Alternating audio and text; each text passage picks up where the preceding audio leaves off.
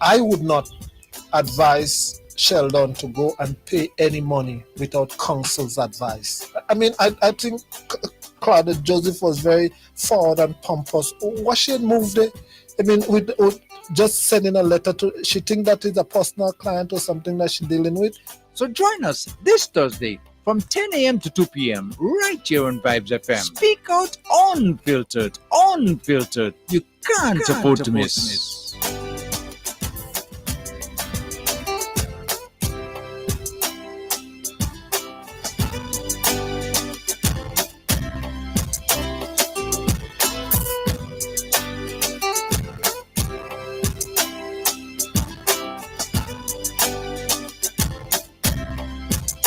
Welcome to Speak Out Unfiltered.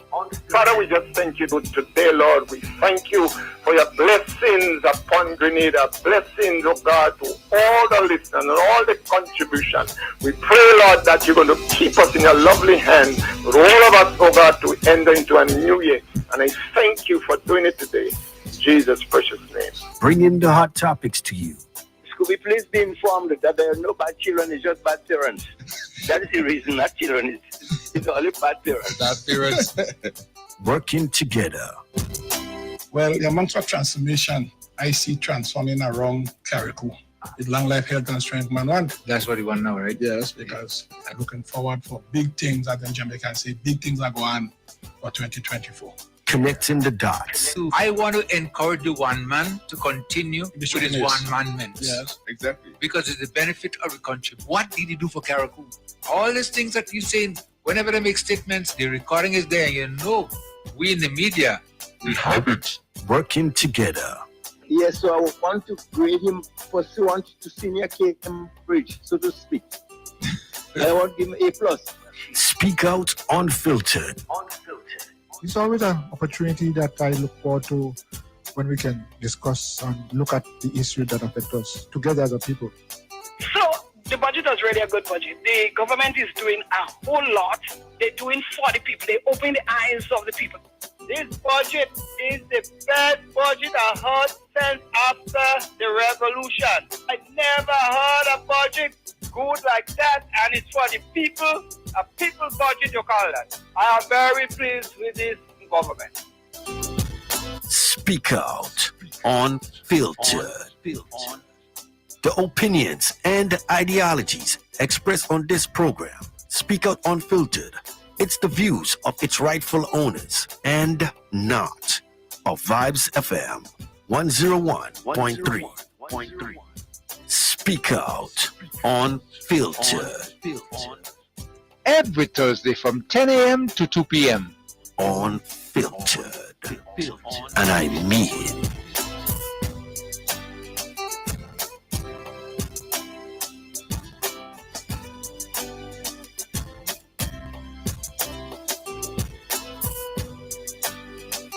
Well, we're going to take it down and say good morning again to our listeners right here on Vibes FM. Welcome to the program Speak Out Unfiltered for today, Thursday. We're looking at the 20th day of June. Good morning, good morning, good morning to the Trial and State of Peter Matney, Caracal, Grenada. Good morning to you. St. Vincent and the Grenadines, good morning as well. And to remind you that the program is interactive, you can always call us at 443-0101.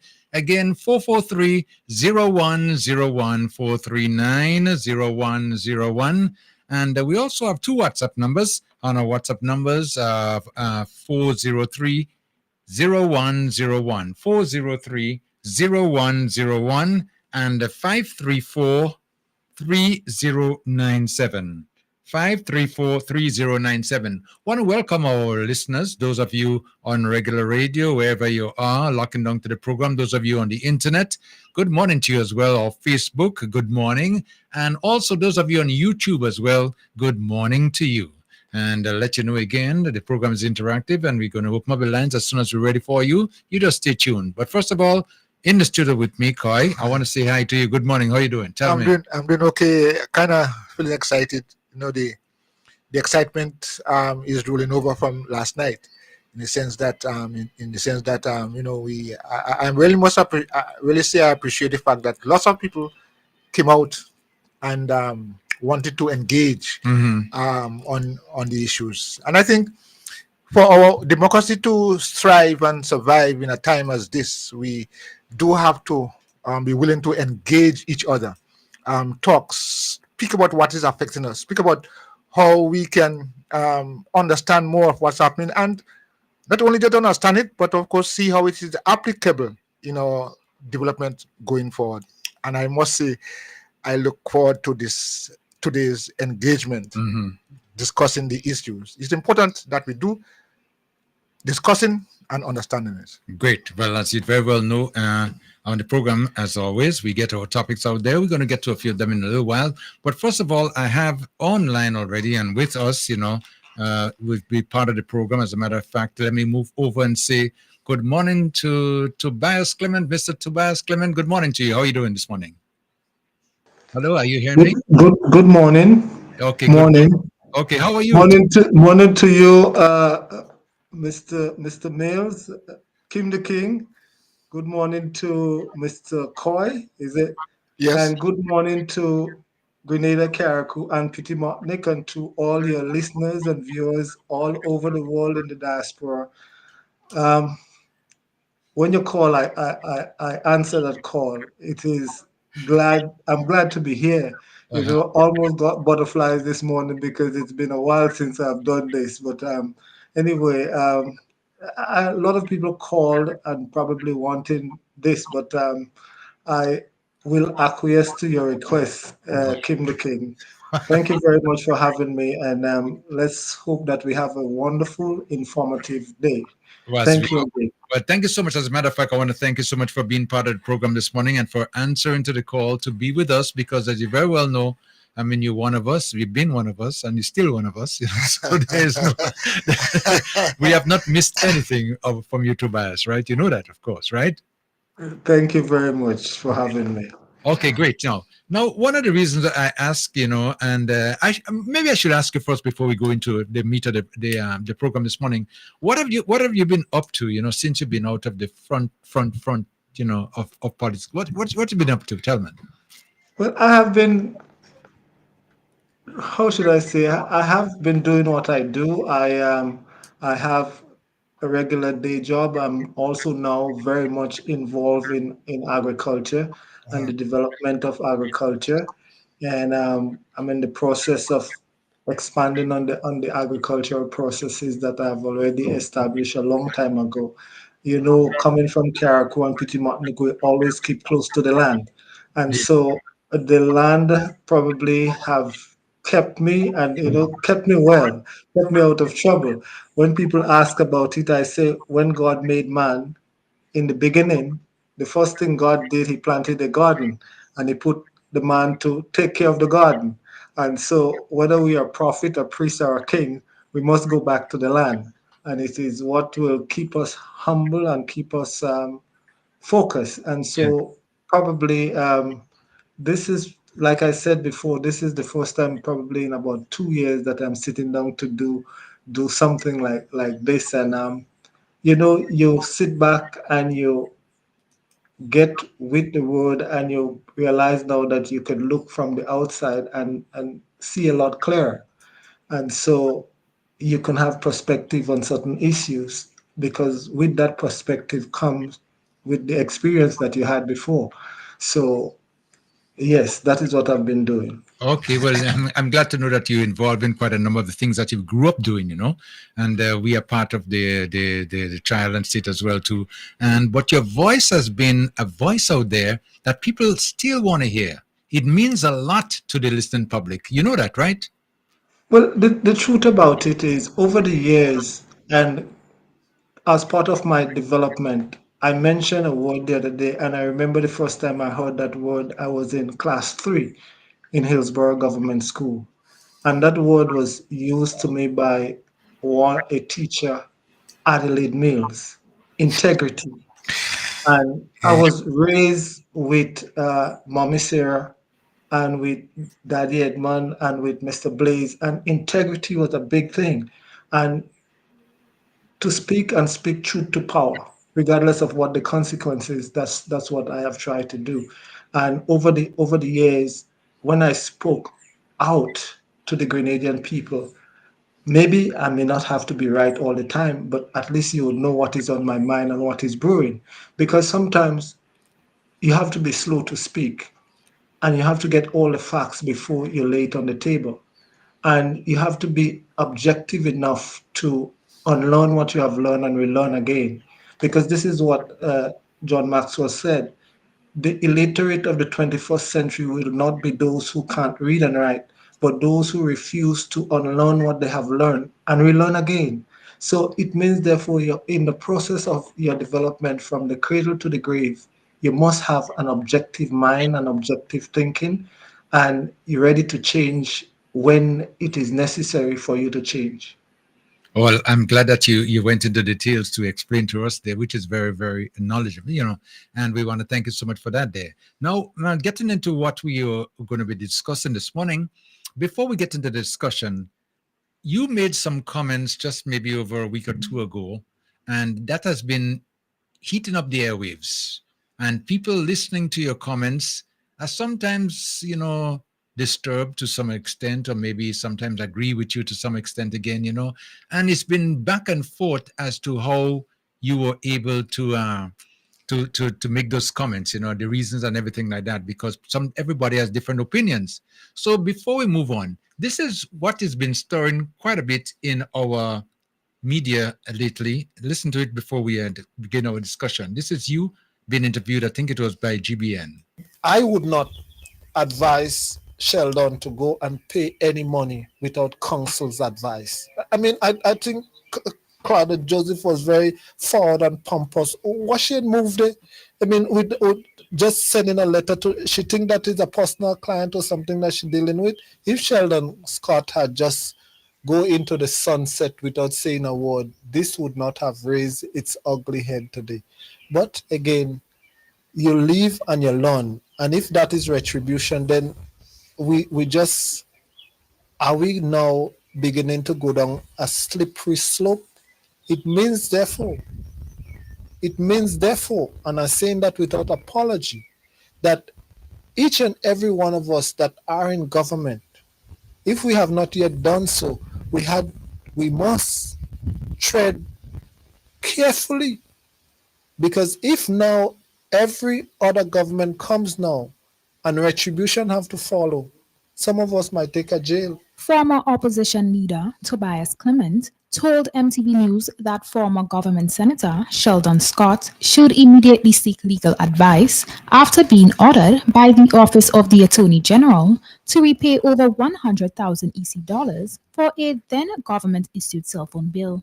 While Attorney General Claudette Joseph says the latest move is in the interest of the government and the people of Grenada, Clement believes the fact that Scott was given only 90 days to repay such a large sum is a personal attack. They might want to teach Sheldon Scott a lesson, but I think it is deeper than that, though. I think it's maybe I should not say it, but honestly, I do believe it's a vendetta against Mr. Sheldon Scott for what reason or the other. Maybe because he talks a lot, and maybe he has critics that some people not agreeing with. Both of them blunder. I think what they should do now is come to an amicable conclusion as how it should settle. In terms of dragging Sheldon Scott through the mud, they might have to pay for that too, because I don't think he was wrong. Scott was served a pre-action protocol letter on Sunday, giving him 90 days to repay EC $156,937.62 into the Treasury of Grenada with due notice to the Office of the Attorney General. The charges were racked up from July 2016 to July 2019 after Scott demitted office as Parliamentary Secretary within the Ministry of Youth, Sports and Ecclesiastic Affairs, a position he held from March 2013 to June 2016. What is the big hoopla about? Government accustomed blundering and blundering in terms of contracts, in terms of cases, in terms of millions upon millions of dollars that spent. Poor little Sheldon Scott now that they want to hook with what? 160 $100,000 as to say what he gonna take a jail if he did not pay it back. Much ado about nothing. I think we have other more important things to study in this country than government blunders and or Sheldon Scott blunders. Clement believes Scott and the previous government became complacent with the cell phone scandal, and the situation could have been easily avoided. In terms of the cell phone issuing, if I am a company and I give a worker a cell phone to use with service and I get rid of the worker, isn't it my duty to terminate that service? And I would say so for those who are in there now, because the stick that you measure with today is the same stick that you will be measured with tomorrow. But again, the point with Sheldon Scott, I said to him, get good counsel and let's see where it goes from there. Scott is ordered to pay the sum in unauthorized charges unlawfully incurred in the amount of EC $115,393.32, with the interest totaling $41,544.30, bringing the total amount owed to EC $156,937.62. In addition to the civil case, Senator Claudette Joseph, during a press conference on Tuesday, disclosed that the Financial Intelligence Unit conducted an investigation and the findings have been sent to the Office of the Director of Public Prosecutions to determine whether criminal charges will be brought against Sheldon Scott. Reporting for MTV News, I am Akila Aberdeen. Okay, great. So you listen to that, Mr. Clement. And this is what some of the comments that have been making a lot of people been commenting a lot about as it pertains to your opinion, your views on the whole situation.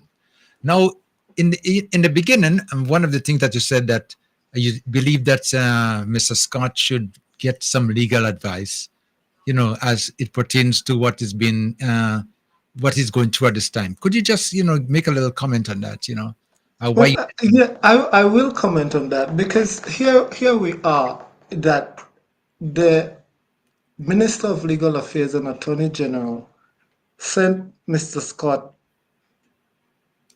a letter in terms of the demands that she's making.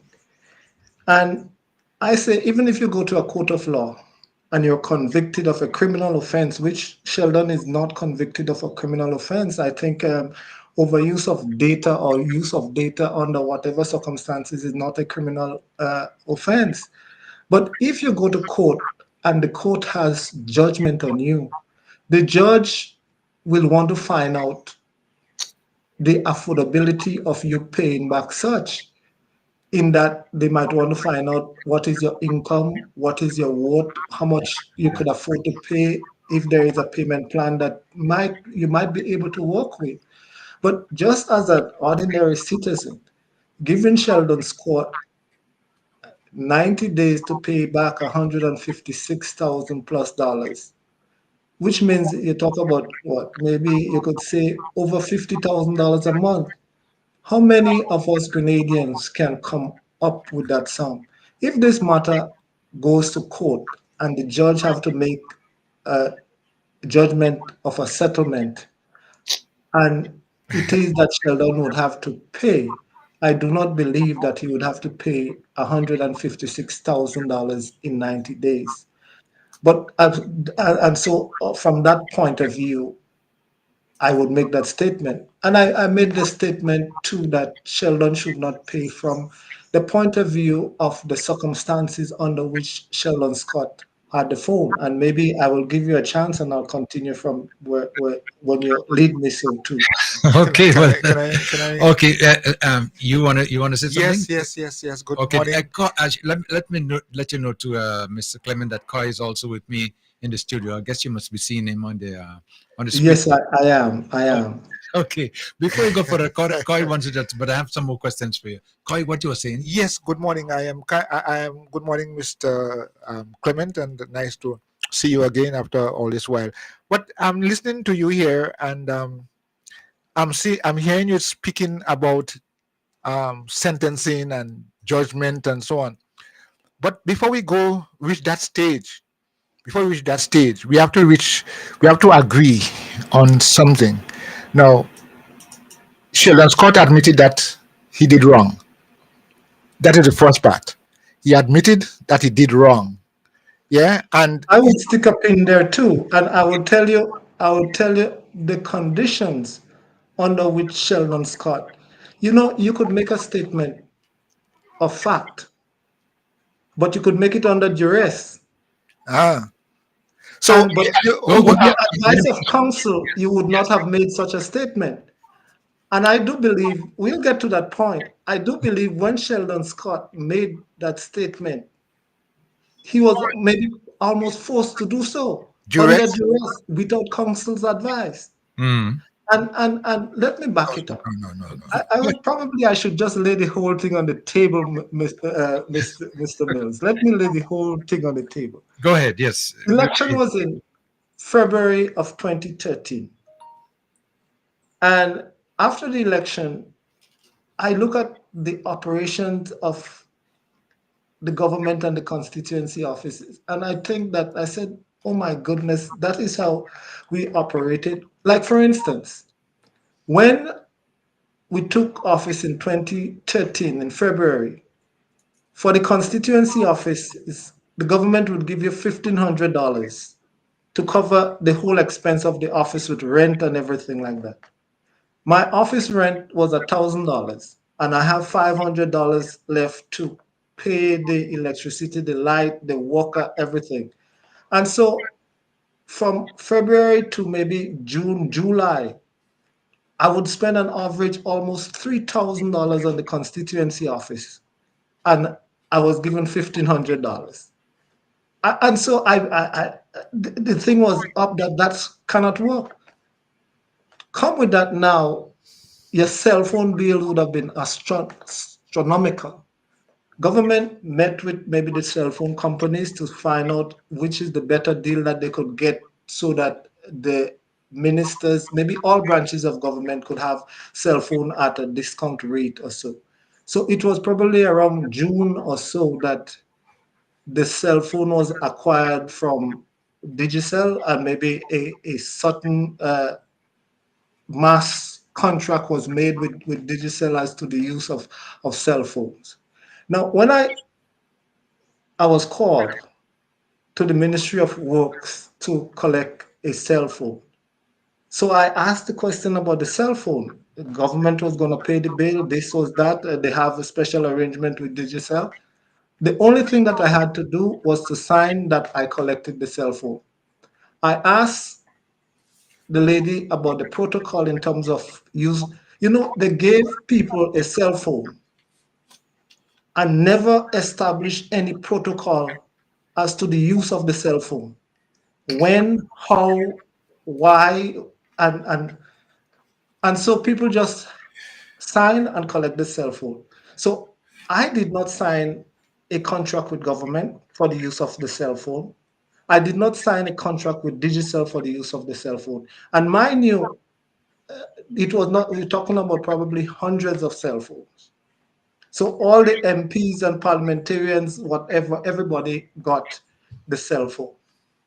About 6 months into the use of the cell phone, it was brought back to the table that some people went out there in terms of the use of the cell phone. I think what raised a red flag was the roaming fees on the cell phone, that they were asking people when you travel, maybe you should take off the data and use Wi-Fi because the roaming fees would get you up there. Okay. When that did not work well, I think they came in and they put a restriction onto the amount that cell phone could be used. For instance, I come home all the time, and when I go to Pity Martinique, I am charged roaming. Now, let me go back a little bit. You know, I was never really comfortable with the fact that all branches of government, the cell phones were administered by the Ministry of Works. And I asked this, knowing me and from whence I came, if I have the use of the cell phone and the cell phone is administered by the Ministry of Work with the officers there and with the minister, then the use of the cell phone can be very monitored. It means, therefore, the officers in the Ministry of Works or maybe the ministers can have preview to the cell phone as to who you call, who you talk to, what data you use. And so I had my old number, which I use, and I also use the phone that the government gave me. And but it was sparingly because I think about it and I say sometimes if you have to have a private conversation with somebody who knows who could be listening, who know they would know because actually you could actually go back now and see all the traffic that was done by any particular phone by person because it is in the Ministry of Works. And it came to a head with me that I operated two cell phones. And then I operated three cell phones. After I became the opposition leader, I asked the Speaker and the Clerk of Parliament that I get a cell phone that was not administered by the Ministry of Works, in which the Honorable Gregory Bowen was in charge, because it means, as opposition leader, if the government has to administer my phone and they are privy to all my information, I could not use the phone. So I got a third phone. And so the third phone that I got for 2 years, it was at my expense because they were not going to offer me a phone for use by the opposition leader that was under parliament. It has to be under the Ministry of Works, and I would not fall for that. Come on now, Kim. If I have a cell phone using and they are privy to all my conversation and Privacy.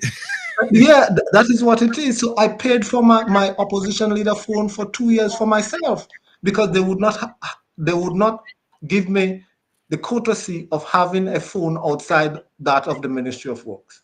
Well, when you go back to it, I said to them, because it was just around the time when the Sheldon Scott issue was breaking 2019 and he left in, I said, you come now. I mean, I don't have no hang-ups or beef or thing love with Sheldon Scott. And you say that he has to pay this cell phone bills. And I asked the question as opposition leader, did Sheldon Scott ever get an opportunity to peruse his cell phone, the cell phone charges of which you're accusing him of? Many of you know that sometimes you tap up your phone with $200 and within one day it just disappears. And sometimes you have to go back to the company to say, well, and they might credit you back. So he did not get an opportunity to say, well, I did not use this or I did not. Each and every one of us here knows that when we get your cell phone bill, because when I look at it, 3 years use of a cell phone, it means therefore on an average it was almost about $4,000 a month. Sitting here in Grenada using a cell phone, then what could be something is wrong with that in my view. And yet I don't think he was given a chance. Even so, government, the cell phone bills came into government, and nobody in the Ministry of Works ever challenged the company as to say, company, you are overcharging us. Instead of $50,000 a month, you're charging us 150,000. That was never done. And if you have a company and you get your cell phone bill every month, you just pay the bill and you never contest any of it. Government never contests any of the bills that Digicel sent to them. They just take it for granted. I contest my bill sometimes, especially when I go, when they want to charge me for roaming when I'm in PM. And so I said something is wrong with that. Moreover, I am working with you, Kim, in your company. As part of my work, you gave me a cell phone to use. You never established any protocol as to how the phone should be used. You never said to me, when you vacate your post at my company, you have to give up the cell phone.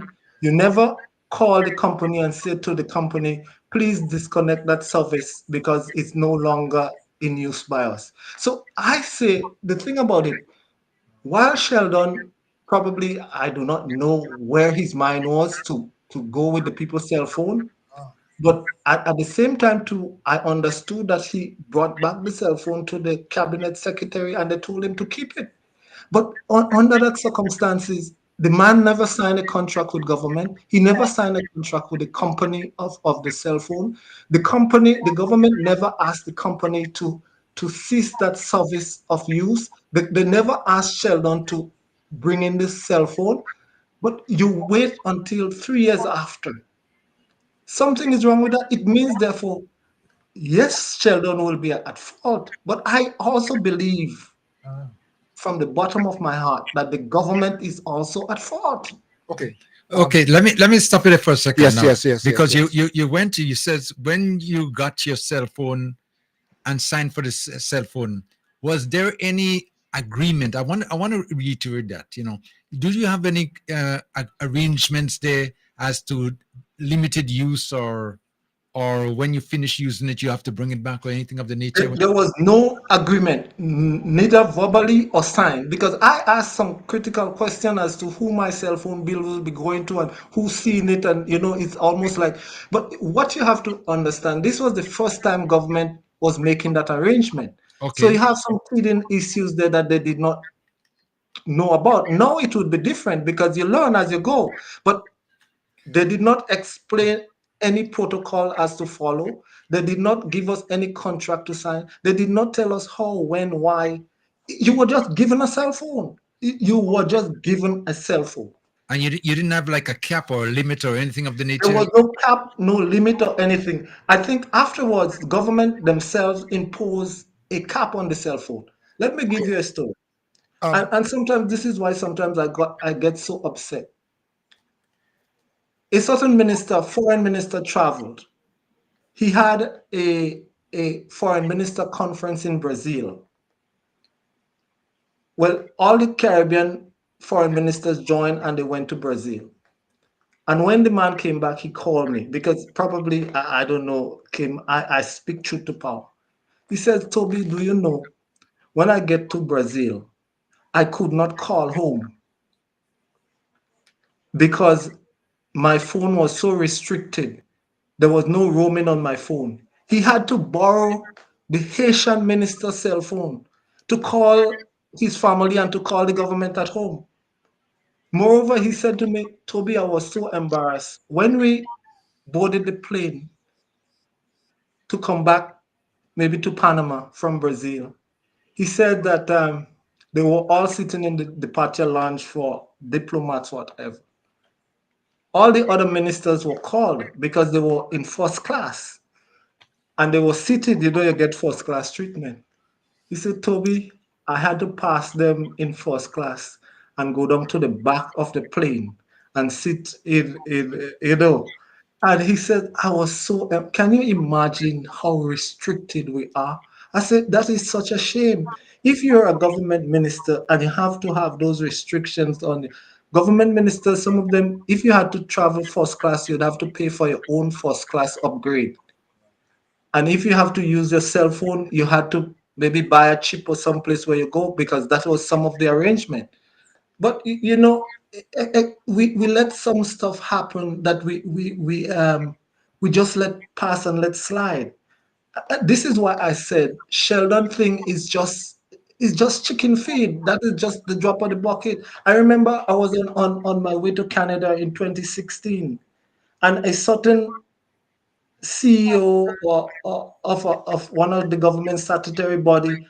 Well, we boarded the plane in Barbados, and here he is sitting in first class, while I have to go to the back. What you call it, coach or wherever, Economy. and then put a newspaper up in front of his face. And then all of a sudden, I heard that they had to pull his credit card because what? He racked up a 400 and something $1,000 credit on his credit card. These things did not sit well with me. Or even now, today, you hear a minister go abroad and they have to pay $40,000 in terms of hotel accommodation and presidential suite and this and these are the things that frustrated me. These are the things that I spoke about. But let's go back to the issue, and this is what I'm saying, Brother Kim. Yeah. No protocol was established at the time the cell phones were given to us. All right, yeah. Okay. I'm Before you, Tim. Koi, hold on. We I kind of busy. I would like to Let come me in just here. let me just say hi to Solio, who's online right now, because yeah, I guess he must be listening to the program. To Solio, Solio, are you there? You there? Yeah, but at least you could only do your best. I want to do your best. I can expect better. I want to do the station. I'll call you back. Okay, thank you so much. Okay, yeah. Let me go back to. Koi, I was you want saying, to continue? I'm listening to Mr. Clement speak about and give examples of all those things. But Mr. Clement, the allegation about the use of the phone was not as a government person, but it was clearly stated to us after Mr. Scott was no longer a senator and no longer a parliamentary secretary. It was clearly stated that he is now going to be working for the party. So the allegation is, okay, you can spend how much money you want as a government minister because you're doing supposedly doing government, the people's work. But this issue here we're talking about is that while he was not a government minister, he as an NNP operative was being paid, was using the cell phone that was and the services that was afforded to government ministers. And that is what we're talking about.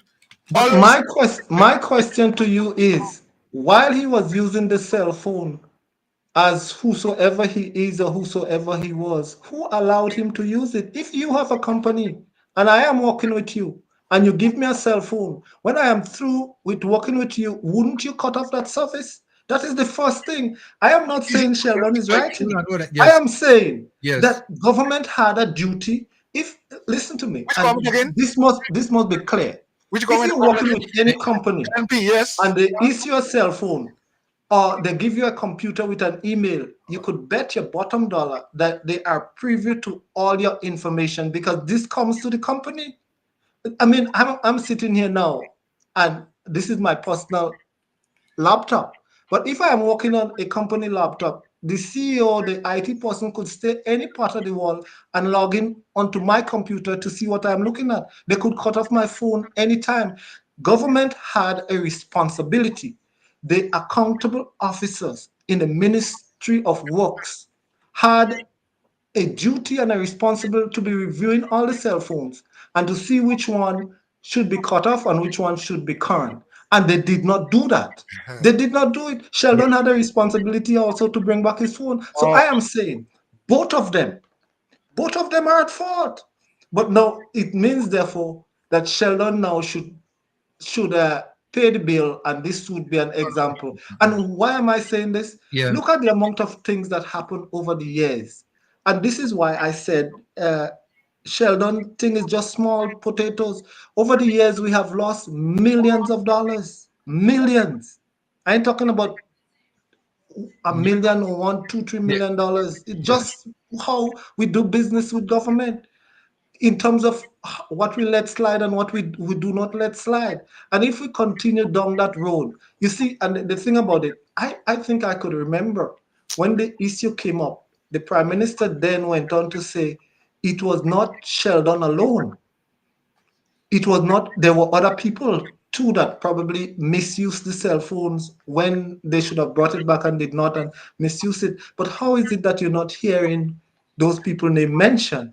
I wonder who they are. But the truth about it, even at this point in time, government could go back to since 2013 when all the cell phones were issued to see all those who falter and who did not falter. And one of the things that I would like for government to do is to challenge the company as to see if all the bills were authentic as they say they were. Nobody ever challenged the company. Company might come and say your telephone bill for this month is $500,000, and we just buy it hook, line, and sinker. I am sure Mr. Mills here, if he see a telephone bill that is out of the sync for his company, he would question it. Definitely. Nobody question. I mean, and this is gross negligence. So you are Gross saying, negligence. so you are saying there that when he was dismissed, as senator from the government, it's a responsibility of the government to recall the cell phone, that he was using. Right? It is the responsibility of the not only recall the cell phone, but to ask him to bring back the cell phone and to ask the company to cut off The all number service on the cell on phone. okay, The government has to do that because one of the things, okay, he brought back the cell phone, you put it in an office sitting there, while nobody might be using it, but that service is still running. You still have to pay for it. You see right. what I'm saying? So you Okay. ask the government. The government had to ask the company to cut it off. But much more, what I'm saying, and I said this before, who peruse the cell phone calls to know what is authentic and what is not authentic? We just bite hook, line, and sinker. There should be an accountable officer responsible for that. But so you would tell me in all this argument, government did not drop the ball. Only Sheldon alone dropped the ball. So that right. If we Okay. were to go into a court of law, Uh-huh. if we were to go into a court of law, which government could pin Sheldon, I mean, to say now that he has to, because the judge and the jury will now understand both of them have to accept responsibility. My question to Koi or to you or to the general public, what responsibility did the government accept? Zero, none. Listen, you asked the question, you called my name, so I think You can respond. I can respond. Okay. Listen. I heard the Prime Minister, the former Prime Minister, Dr. Keith Mitchell, saying that one person should not be held responsible for what? What? For the lack of governance. Now we're talking about a party. Let's not mix up party and not party, government. We're speaking about an issue and a situation that existed under the NNP administration. Now, if the NNP administration was at fault, as they admitted, because the Prime Minister said, nobody, no citizen, no one person should be held responsible for the lack of governance. So now we have a different administration, and this administration is getting to the bottom of it. But before even that, Sheldon Scott, the user of the phone, understood clearly that he was using the phone not as a government minister operative, but as an NNP PR person. So they admitted. Also, don't let's ask about the government and Sheldon Scott. That was something understood then. But he continued to use the phone under his employment with NNP. And you are saying that's okay? I have a question. I have a question though. Yes, go I ahead. remember, like I said, certain restriction was placed on the minister's cell phone, on all cell phones. It was certain restrictions were placed. It seems to me, and these are some of the questions that I had asked before, because you remember too, at the time, it was hot and heavy between me, government, NNP, what have you. So I had no bones about it. I asked the difficult question. It seems to me that restrictions that were on other ministers' phone was not on Sheldon Scott's phone. Why? So, was there someone in government or within the government that caused such to exist outside of out of the thing? You see, and these are some of the questions okay, people say that the cell phone bill ran up to 150, 20,000, $40,000 interest. But I am trying to get to the bottom, and I've been trying to get to the bottom of it. Not now, a long time ago, before now. And when I think about it, I said to myself, well, if this thing go to court, and the court is a different place than public opinion. Yeah. The court is a place where facts matters. And what I'm trying to do here, I want to politics with a government, NNP, NDC. The court is a place where facts matters. One, the fact is Sheldon did not sign no contract with government. Right. Sheldon did not sign no contract with the company. I did not, none of us did. Two, did the government have a responsibility to cut off or ask the company to cut off Sheldon's service when he left? Did the government have a responsibility to ask the company to put the same restrictions on Sheldon's phone so that it doesn't go up to that amount? Yes, they do. And so, did Sheldon have a responsibility to bring back the phone? Yes, he did. the person who told him to keep the phone, then they should also be held responsible within the government. So, and these are the facts that I'm talking about. So to come and just say, Sheldon, in 90 days, you have to pay 156,900 and plus dollars.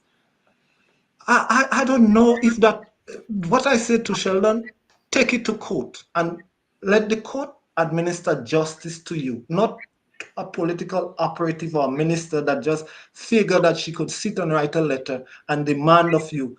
Let's go to court with the thing, and it will be settled in court. Me and you and Mr. Kwan, Mr. Kim cannot settle it in public opinion. I believe the matter should go to court, not as a criminal offense, because there is nothing criminal about it. It's just maybe the misuse of data. So I don't know where the criminal thing. I mean, I am not. Well, maybe the attorney general knows better than I. She's a student of the law. I'm a student, or like what they say. I write the law at certain point in time, Mm, not study the law, okay. But then this is why I said that Sheldon should not pay. Take it to the court, because I believe the court will come up with an amicable settlement. But to ask Sheldon alone to take the full responsibility, that is what the payment is about. That Sheldon Scott take the full responsibility. Yes, he came on and said that, oh, but oh, I believe, and the Grenadian people have to educate themselves. When you're in trouble, whether you're wrong or right, always seek counsel advice before you make a statement of cause and effect. You must seek counsel, especially when these things involve. Did he make that statement with counsel advice? No, he did not. Okay. Let me Was he just, pressured to do so? yeah. I could only say I believe that he was pressured into making a statement just to what? To stop the what is was there now. But Mhm. the safest thing and the best thing to stop all the argument, let it go to court with all the evidence, and let me see they bring forward with Sheldon What sign a we do? Okay. contract. Oh, wait, Kai, hold on. So now let's just try to break it as how you're saying. Now the government gave him a cell phone to use, right? One, and then he exited from government service, and then he went into the NNP service. He continued using it under the NNP. Great. Now, is it the NNP that is responsible for the payment of the bill, or maybe is still the government, or Sheldon, or all three? I believe all three. Uh-huh. I believe this is why I'm saying the onus now is on Sheldon and Sheldon alone. And in my humble opinion, that is where I call for a court judgment, because a normal judge would sit and weigh all the facts, what should be and what should not be. I am working with you, Kim. You give me a cell phone, you fire me, and your secretary tell me go with the phone, and the phone continue to run.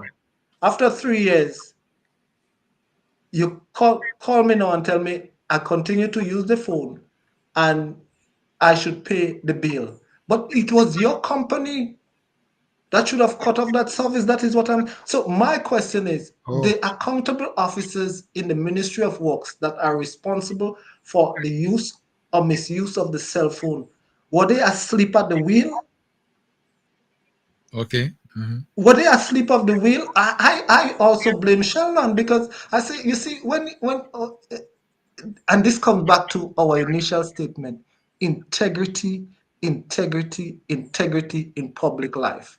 How is it that they could go back to my cell phone use and they would see probably my cell phone bill for under government use was not maybe $50 a month? When I become opposition leader, I take on my own and I paid my own cell phone, for which I get, probably I had about 2 or 3 cell phones during that time. I still had the government phone, but because of the nature of how this cell phone was administered, and this is something that I had problems with. Imagine you operated within the judiciary, or you operated within the legislative, you're operating within the executive, and the Ministry of Works are responsible for all cell phones. Shouldn't we have separation of powers within those phones? Why is it that the ministry or the Minister of Works or all his officers would be preview to the opposition leader's cell phone? And there are a lot of things that we have to change within the operation of government. And now maybe they might put clause in place that as when you leave or soon as you leave, that should be part of the contract that would be signed. But there was no contract signed. If you have a government cell phone, there should be a contract with stipulations as how the phone should and should not be used. There should be there should be an understanding with the accountable officers that when John Doe leaves the service, John Doe cell phones would be cut off. That was never established. And so if there was no establishment as to rules, we as human beings sometimes we go down a slippery slope. And think about it. You know, I have my cell phone now, and I would pay the bill for 6 months or sometimes for a year.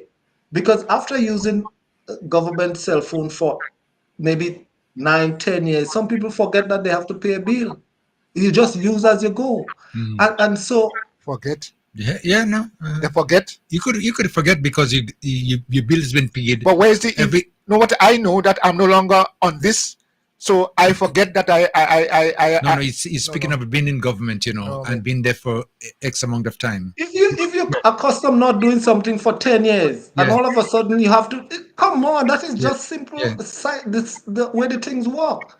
I mean, and so this is why I pay my cell phone bill for 6 months or for a year, because that is how. But I am not making any excuses. What I am saying, Sheldon Scott can never and should never be solely responsible, because there are other people who drop the ball. Okay. Why is it that his cell phone did not have limitation on it? Why is it that government never asked the company to cut off that service? Why is it that the cost was never queried by any officer? Why is it that they did not give a contract that was signed that you have this cell phone and this is the way he should? When I got the cell phone, there was no protocol established by me. I put my own protocol in place that I know is government phone that I have, so I use it sparingly and I continue to use mine. I mean, if there was nothing, you just use and maybe abuse. And mind you, remember it was said that Sheldon was not the only one. Yeah, Mr. Clement, I heard you saying, that you would rather the matter go to court and let the court decide. In your opinion, what would you consider to be a justice in this case, where the taxpayers are saying, "Hey, listen, you used and acquired our monies illegally because you weren't supposed to." What would you consider? Hold on, please. What would you consider to be justice in this case? Because right now the people of Grenada, taxpayers, are the ones responding to this wrong. What would you consider if it goes to court? Because you are advocating go to court and let the court decide. What would you consider to be justice here that the court can give in this case? Okay, go ahead. No, you're asking me to get myself into the mind of the judge and the jury. But we have had court and court affair in Grenada. And I have heard a number of times when people get off on technicalities with zero. Listen to me carefully. I said I do not believe Sheldon Scott is solely responsible. But you would tell me that the government was not complicit also, or some accountable officer within the Ministry of Works under which the cell phones was administered was not accountable also. So Sheldon Scott should take all the blame when you had it within your power with your company to cut off the use of the cell phone, or to call him and ask him to bring in such cell phone, to cease and desist use of the cell phone when he left. But in regular operating procedure with any company, which government is the biggest company in Grenada, how is it that with such gross negligence we drop the ball? You would tell me that government did not drop the ball. How is it when election was held in 2022, probably the next day my cell phone was, this phone that government issued to me was cut off? what happened then and what happened now? I mean, I think it was even cut off before um, The 22nd? no, it was cut off before Dr. Mitchell swore in because Dr. Mitchell took a little while to swear in. I was still the opposition leader because there must be an opposition leader. But Okay. what I did, even before the election was held, I called the company and the government and made arrangement that okay, that phone, I also use that number, I pay for it and I had the number transferred solely under my name. So it's no longer within the Ministry of Works. You understand? And Okay. so this is what I'm saying. I mean, my question to Sheldon, brother, where was the integrity? Where was the whole thing? Was it a political thing or not? But then again, am I blaming him solely? No, I am not blaming him solely. Am I blaming the government solely? No, I am not. What I said in the clip that Kim played, let they did not even, I don't think they called Sheldon and asked for an amicable. It's okay, catch him now. So yes, let me crucify him. Sheldon Sit agreed that down. Hold on. Sheldon has Sit agreed. down. Hold on. No, but you This see, government is different. Hold on, Kaik. Hold on. This Sheldon administration. agreed that he is liable and he takes full responsibility and he will pay. Now, this government just checking up on that to see if that happened, and it didn't Well, happen. So even that even is why even the process is even continuing. even under the former government, I would have advised Sheldon if he made such statement under duress, which I do believe he did, that he should seek counsel Duress. because what you say with counsel advice and what you say by yourself. I mean, this is why they tell you, well, I don't think he's sharing Grenada. Anything that you say could be used against you in a court of law, without counsel advice, so you had to hold your peace. This is why I said he talks too much in the first place. So, but and this is what it is. If what I'm hearing now, nobody within government should be held responsible to. When it is that I do believe that the accountable officers within the Ministry of Works and Communication dropped the ball because the onus was on government to cut off that service, whether the phone was used by Sheldon or not. Okay. Even if Sheldon brought in the phone and they had to put it on a shelf there, wouldn't you ask the company to cut it off? Because nobody's using the phone, but the service is still running. That is how these things work. How is it that nobody asked Digicel to cut off that service, or nobody asked them to restrict the service that was given to Sheldon when he was using it? So what I'm looking at in terms of the 3 years is about $40,000 a year, which almost is $3,000 to $4,000 a month. Whose cell phone bill goes up like that? But anyways, Yeah. I So mean, yeah. Now what you're so in other words now, as far as you're saying there, it's not Sheldon Scott alone should be responsible for the payment. that's right. That's right. It's not That's Sheldon Scott alone. alone that should be held responsible. That is what I am saying. So It's not Sheldon Scott alone. so your advice is you should seek counsel and let the matter go to court, and then the court will determine We'll the settle it. facts. Yeah, we'll The settle court it. will settle it. Yeah, that is what I'm saying. Uh-huh. And I would not be surprised if he gets off on technicality too, because that is how our system operates. So it's the government responsibility when he was dismissed, for as a senator, to check and make sure that the phone was returned and the service was maybe disconnected or something of That's that nature. right. And that didn't That, take place.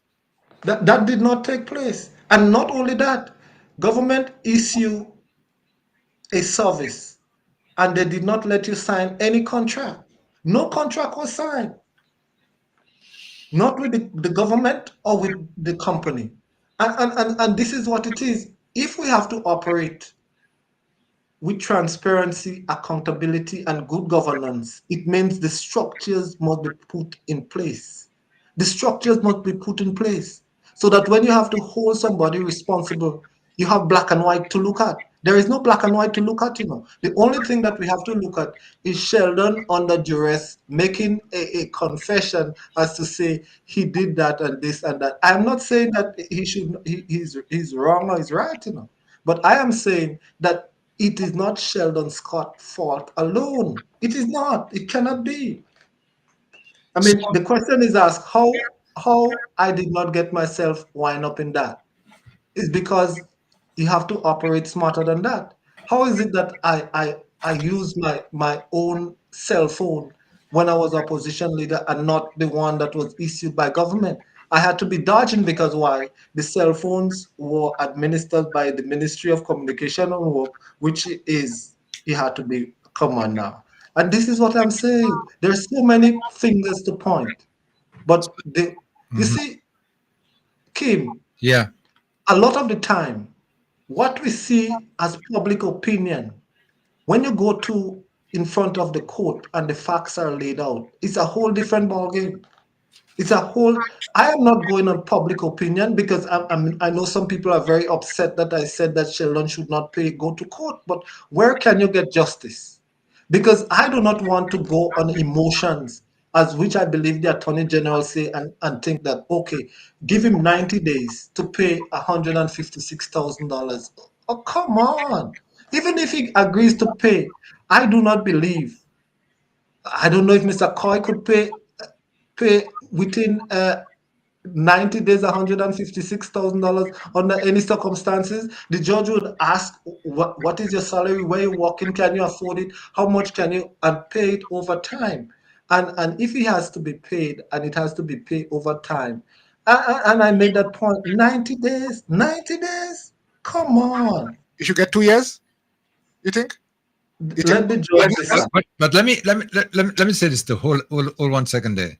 Now you mentioned too that you believe that the process that the way they're doing it right now, it should be done different. Is that correct?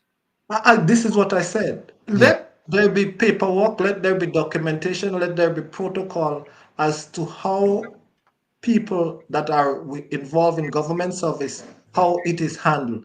I mean, think about it. There were one time drivers of government vehicle, you see G whatever, and you see a loaner sticker stick up on driver on government vehicle, somebody off work teaching somebody else to drive on a government vehicle. All these things are just imagine. I asked in 2013 the use of government vehicles and the gas bill and everything was 700 and something $1,000 a month. I said, let's put tracking device on government vehicles, which they did. When I asked Dr. Timothy Antoine, the gas bill went down astronomically, right down, in terms of service maintenance and whatever. Do you know that there was an individual, a driver within the Ministry of Finance, who went into the motor and tried to tamper with the tracking device? See, Okay. but you Okay. see, Yes. we have to be so careful Mhm. when we are put in position of responsibility that we treat, and this is what I am saying, we treat with government and the taxpayers of our countries with due respect. But if there is no documentation, if there is no protocol established, how can we hold people responsible? You could only hold people responsible when there is a clear black and white guideline as to the protocol to follow, so that when you hold them, there can be no doubt that they break all standard and protocol that was known or that was placed in front of them and that they signed to. None of these, none Okay. of the above was done. Somebody's making a comment here, and just listen to this. Say, okay, Toby. Okay, so whoever dropped the ball is now correcting the error by demanding payment. Now, the NNP owes the GOG, that's the government of Grenada, for the phone used by an NNP employee to do NNP work, so the NNP must pay. You want to make any comments on that? And not the taxpayers. Not the taxpayers, yeah. Well, the comment I would make on that, and that is where you see I divulge. The comment I made on that, I said, let it go to court and let the court determine who Who will pay those bills. But honestly, the government pays those cell phone bills already. But I say to whosoever is listening, the phone bills must come back up, and the veracity of the phone bills have to be authenticated. Because who's to say that the company also did not gouge the government? Even the government did not ever query what bills they got and if the bills were authentic. You ever get a cell phone bill that you up in arms in the office about that? How did it come to that point? Mm-hmm. And sometimes they have to give you back credit. I have to check it And out. you, Definitely. you have to check it out. Yeah. And this may or may not happen with government. Company brought the phone bill to government. You have to pay $700,000 a month, and that was it. They put it aside. Maybe they only look at the phone bill of Tobias Clement because Tobias Clement is in opposition. But I was smarter than that. I had my other phone that I used. But what about me? I was in opposition and they refused to give me an opposition phone that was not administered by The by ministry. the government. Yeah. So in other words, the phone that the Ministry of Works give, that is the only phone. And if the opposition leader needs a phone to operate outside of the government, I had to get my own phone, which I did for 2 years, and I paid for it. Mm-hmm. And I paid my own telephone bill. And the question I asked at the time, why is it that as opposition leader, I should have use of a cell phone that would be previewed to the Ministry of Works and the officers, and even the minister and whosoever wants to peruse who I call and who I did not call. These are things that must be settled because it was not only Sheldon Scott, it's me too. Because think about it, would you have advised me to use a cell phone from government that was under the Ministry of Works, As, that the as minister leader and of the the opposition. officers could? Yeah. No, you would not advise me to do that. And Okay. I got a different phone from the companies in Grenada that I use outside of what government offered. And so I believe there should be a separation of powers. There should be a separation of services and not one size fit all. Because who's to say that they do not know what the judges are doing or the parliamentarians are doing? I wonder if now the opposition leader phone is still under the Ministry of Works. And from the beginning, I said it should not have been so. Okay. So in other words, now I get what you're saying. That the problem that we have here is that the government and the party are so close. It's like one body. That's why you have things like that, like with the Sheldon Scott situation developing, happening. Well, Because, I remember back in the day when the Prime Minister or Dr. Mitchell was Dr. Mitchell, and he used to be astute. There was clearly a separation of party and government, and that must be understood. Must be understood now that you cannot mix party's business with government business. And Sheldon and the whole court should not mix government business and party government. I am making no excuse for that. That should not be done. And if it is done, then, but there are sometimes when there are some almost fine line between government and party and the work of both. But in terms of the use of the cell phone, no, there ain't no fine line there. There is a clear separation. I am saying that I agree with Mr. Coy on that, There is a clear separation. But what I cannot swallow is that Sheldon alone is responsible for the misuse all of the right. cell phone. He is Okay. not alone responsible. What happened to the accountable officers? How is it that they dropped the ball? I mean, how many times have the ball been dropped in Grenada and it cost us millions? I That is why I say Sheldon thing is small. And right. right now, today, as we speak, the ball is still being dropped. Okay, listen, I am Mr. Clement. I heard you said early on that the secretary said to Sheldon it was okay to go with the phone. Is that correct? Yes. Yes. So you have information where the secretary advised Mr. Scott to go with the phone. That's not a problem. Go with it. Use it. Is that what you're saying? And is that a defense in court? Well, I could only go on hearsay, Oh, and hearsay. Sheldon could testify That which one of the secretaries he brought back the phone to, and they asked him to go for it. So this is why I'm saying, maybe in a court of law, all these things would be hashed out. But and that is what I am saying. And if you understand well that you were not totally responsible, how is it that you are totally now responsible for it? When government falter, and government falter at that time in the use of the cell phones. They faltered because I asked the question too, and nobody answered me the point. It was stated then that Sheldon was not the only one. I asked the question, who else misused the government phones?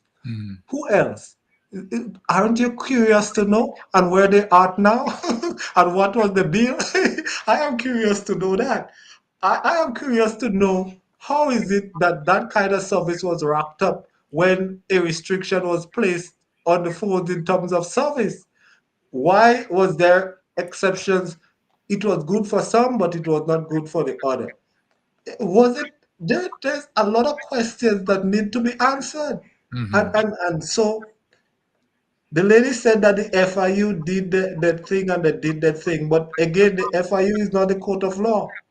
The FIU cannot be the court of law. And so when we have to settle a disagreement amicable, the best place for such settlement Is the is court. not in the court of public opinion. It is in a court of law where facts matters. Only facts, and black and white. And if you cannot show me the black and white, then I don't know. Well, Honestly, I don't know. That based, is based that on is reasonable. based on what you're saying, based on what I now understand the reason why you make the statement that go to court, get a counsel, and let them deal with it.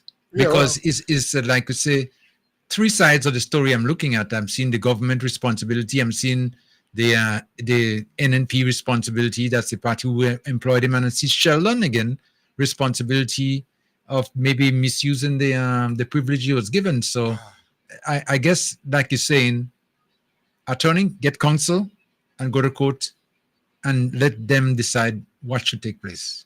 Because based on And this is what I'm saying. Even if Sheldon goes to court and he has to pay, I do not think the court will let Sheldon pay that kind of money in 90 days. That is not how the court works. The court works as to see how well and you are able to pay over what amount of time. And they will give you that courtesy. Here, Sheldon was not given the courtesy as to say, how much can you pay back over this amount of time? And so maybe if he goes to court, he might get a little bit of wind to breathe, because how many of us in Grenada could pay at least $52,000 a month to anybody, unless you are a very prominent business and you have that kind of savings. And this is what I could not understand.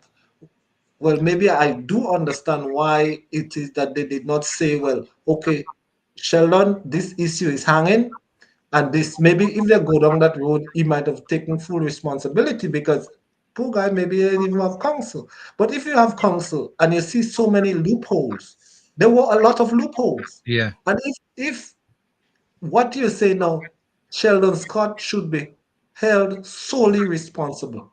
And I do know that Sheldon Scott is not wholly responsible, just with the facts that were laid there. yeah, Let them show me a paper that I signed to say that they gave me the cell phone to use in this particular way. Let them come and tell me, okay, they call me in and say, this was what was said to you, not even verbally. okay. You I, were called I into an also office and given a phone, and that's it. I also understand that the Attorney General gave Mr. Scott an opportunity to come in and let's discuss it. So there is some openness there. Let's discuss it and see what happens, because for pay he must pay. Yeah, because he admitted and it was an error. It was No, wrong. So I do not go on the admission thing, and this is something that we must get out of when we say he admitted it. In a acting. court of law, there is what is called duress. You could admit something under duress. I mean, let me tell you, you see it many times.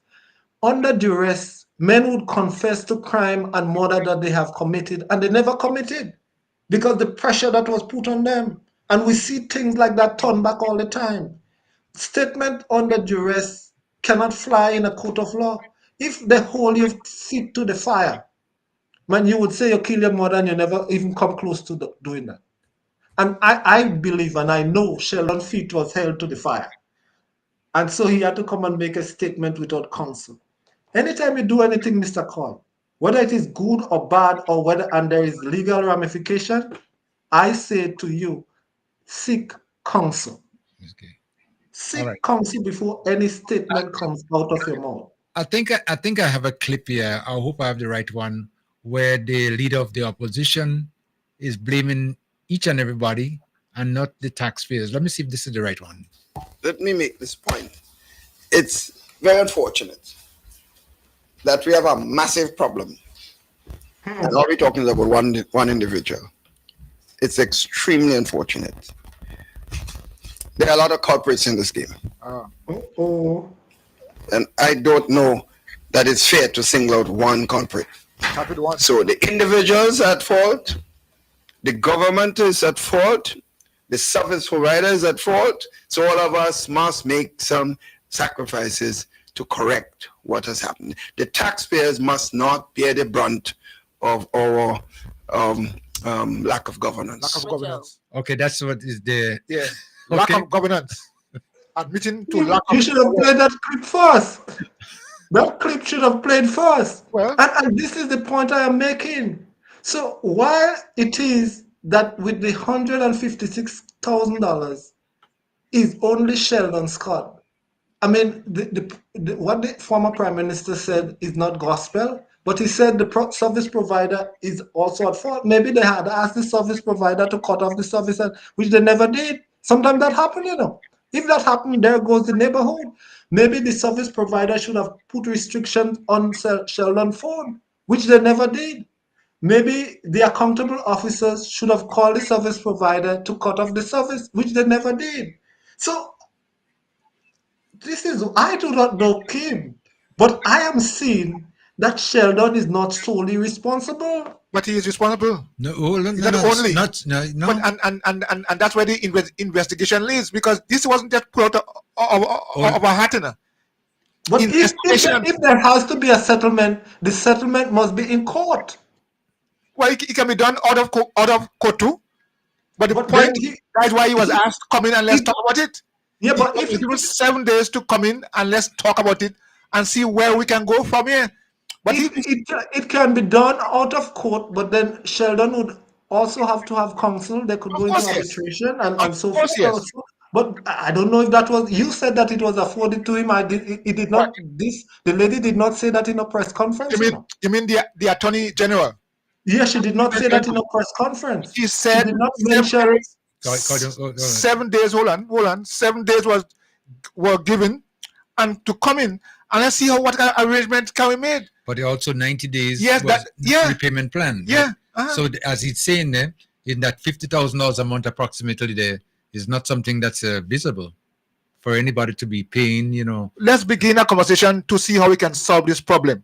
And we all understand the issue. The issue is what has happened. And let's not run away from that now, please.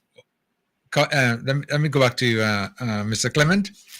You keep stressing that it's not his responsibility alone. It should be all the parties involved, right? So in order for that to take place, then I believe that court of law most likely will be the right place to settle a dispute. Certainly. Yeah. And that is what I was saying. I said the right place to settle such dispute is the court of law, because as far as we can see, you have accountable officers within the Ministry of Works who did not do their job. It seems like the cell phone companies also did not do what was requested of them to do. And then Sheldon did not do what he should have done. So 2 wrongs or 3 wrongs cannot make a right. I mean, it's like a negative times a negative times a negative gives a negative. So if it has to be settled, let us not settle it in public opinion, because I take all party politics out of it. Yes, probably he used the cell phone for party work. That is he and the party and government and whosoever business. I'm not in that. But what I'm saying, let it go to court and let it be settled amicable. And what is wrong with that? Why are we so afraid to go to court? Maybe government will come out in a better place. Maybe Sheldon will come out in a better place. Maybe some people would learn responsibility and to treat. But what is happening now, like I said before, is a lesson for each and every one of us in government. Yeah. Because if it is that the necessary structures are put in place and we want to go into government under any circumstances and misuse it, it means therefore that if it is there in black and white, we can be held responsible. And responsible we must. And so I agree with that. I agree with that. But what I am saying, let this matter be settled in a court of law. And in a court of law, a lot of us might be surprised at the outcome. Okay. Thank you so much, At there. the outcome. Yeah, if you don't mind, let me just take a little bit more of your time. Let me open up the lines and get some public comments. Okay, you mind, right? Yeah, well, Let me open No, 4430. yeah. Okay, 443-0101-439-0101. The lines are now open. If you have a question, you want to make some comments about the story that the issue we're discussing, feel free to do so. And all the lines are lighting up right away. So let me see if I could just take line number 1 at random. Caller. Hi. Yes. Okay. Go ahead. Yeah. Okay. Well, I'm not quite sure what Tobias is getting at. Tobias is definitely trying to defend Sheldon Scott. According to Tobias, Sheldon Scott has done nothing wrong and should not be held responsible, right? Tobias is forgetting that Sheldon Scott himself admitted to his wrongdoing with the cell phone. Sheldon Scott implicated himself. And Tobias, the way he is talking about the courts and how the court will judge Sheldon Scott as if he knows more than anyone else, Tobias knows very well that ignorance of the ignorance is not a defense. In ignorance of the law is not a defense of the law of court. Okay. Yeah. All right. Tobias is ignoring the fact that Sheldon Scott at the time was not working for the government when that offense was committed. He was in a different situation to Tobias at the time. So Sheldon Scott has been given the opportunity to repay what he owes the taxpayer, to come to some arrangement with the government regarding payments, right? Mm-hmm. And I don't think they want a full payment from him. Is to arrange some sort of installment payments, which is satisfactory to the parties involved. They are not asking him to pay the full amount, as far as I know, in 90 days. So if Sheldon Scott doesn't comply to the offer of the government, right, to comply with what they want, yeah, okay, so that the matter should be settled out of court, then I think that Tobias should be advising Sheldon Scott instead to agree with the government's offer, so that the matter should be settled out of court rather than in court. Okay. This is my contribution. Mr. Clement, you want to make any comments on that? You want to, or you take another call? I would not comment on what the lady is saying, because nowhere, Kim, did I ever insinuate support for Sheldon or for the government for anybody. Mm-hmm. What I said is that everybody were responsible, and there it goes, and that I stick to my guns with that. Okay, next line 9 caller. WhatsApp callers, hold on, please. Line 9 caller, come in. Good morning. Yes, morning. Yes, go ahead. Concerning what Mr. Tobias disputed. Now, I notice lawyers does make reference in using situation in other countries or other jurisdictions. Okay? I remember a few years ago, a guy, he was not, there was nothing to show that he rich. Okay, it was in the States. And all of a sudden the neighbor find he bought an expensive car. He rebuilt his home. You know, he was spending money. And only to know that the FBI pulled up and arrested him. What was the cause? Money ended up on his account. So in other words, he know what he had on his account. But when he went back, there was much more. He did not make anybody in the bank, you know, aware of what is going on. He started withdrawing money. And he was jailed. Because what he did, he knowingly utilized funds that wasn't belonging to him. Sheldon Scott was not a senator or any government official at that time. Okay? So he should have known that he should not be using that phone for whatever purpose. He was then working with the new National Party. And one, he knew that taxpayers' money was paying for his bill as a senator, okay, on this cell phone. And at that time now, he was no longer a senator, so he should not be using the phone as if he is a senator. Two wrongs don't make a right, or many wrongs don't make a right. He is aware of what is going down. Now, if Mr. Jones did not break the issue, he didn't bring it to light, he would have continued using that phone.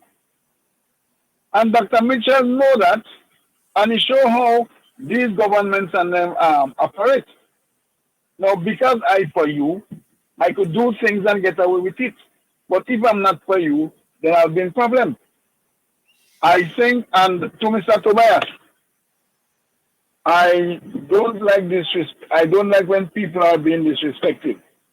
It doesn't matter on what ground. Okay? And I thought you were out of place in the way you downstyle the Attorney General. Remember the words you said. And Mr. Kim could replay it for you. You would not like to be in her position. And people are styling you that way. It doesn't matter who you are or what happened. Please avoid dumb styling people. You're an adult, not a child. Now the nation listening, and people were also querying, why are you using these phrases on the Attorney General? Check yourself. Let's do better than that. Okay. Thank you. Okay. Thank you so much, Jay. You want to make any comments, Mr. Clement? Well, let me start with the last one first. I mean, what phrase did I use on the Attorney General? I mean, the point about it is, and this goes back to what I am saying, in that let's get to the bottom of what went on in terms of responsibility and responsibility. And so it is, that is what I asked for. I said, let the matter go to court. And let the court decide as to, is Sheldon alone responsible? So Sheldon should pay all of the bill. Was the telephone company also responsible? Because if there was supposed to be restrictions on that cell phone, how come there were not restrictions to restrict the amount? It seems that was an order that was given to the company by the government. Was the order given by the government to the company to cut off that service, was that followed, or was that ever given? And these are the things that we don't know as yet, and that is what we should know. Yeah. That is what I want to know. And if that is out there, I never said, you remember too, I also said that Sheldon is responsible.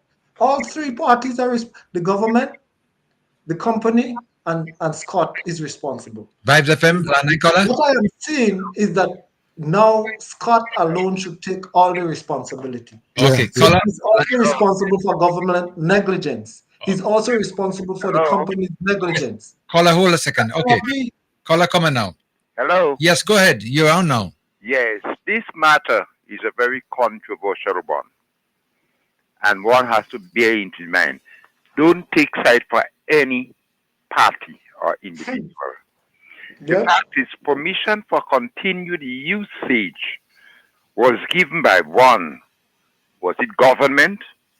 Two, was it party? Or three, was it provider to carelessness? Now, the government and party can be so fluid at times that one can hardly tell the difference. And remember that the Sheldon Scott issue, he was not the only person accused.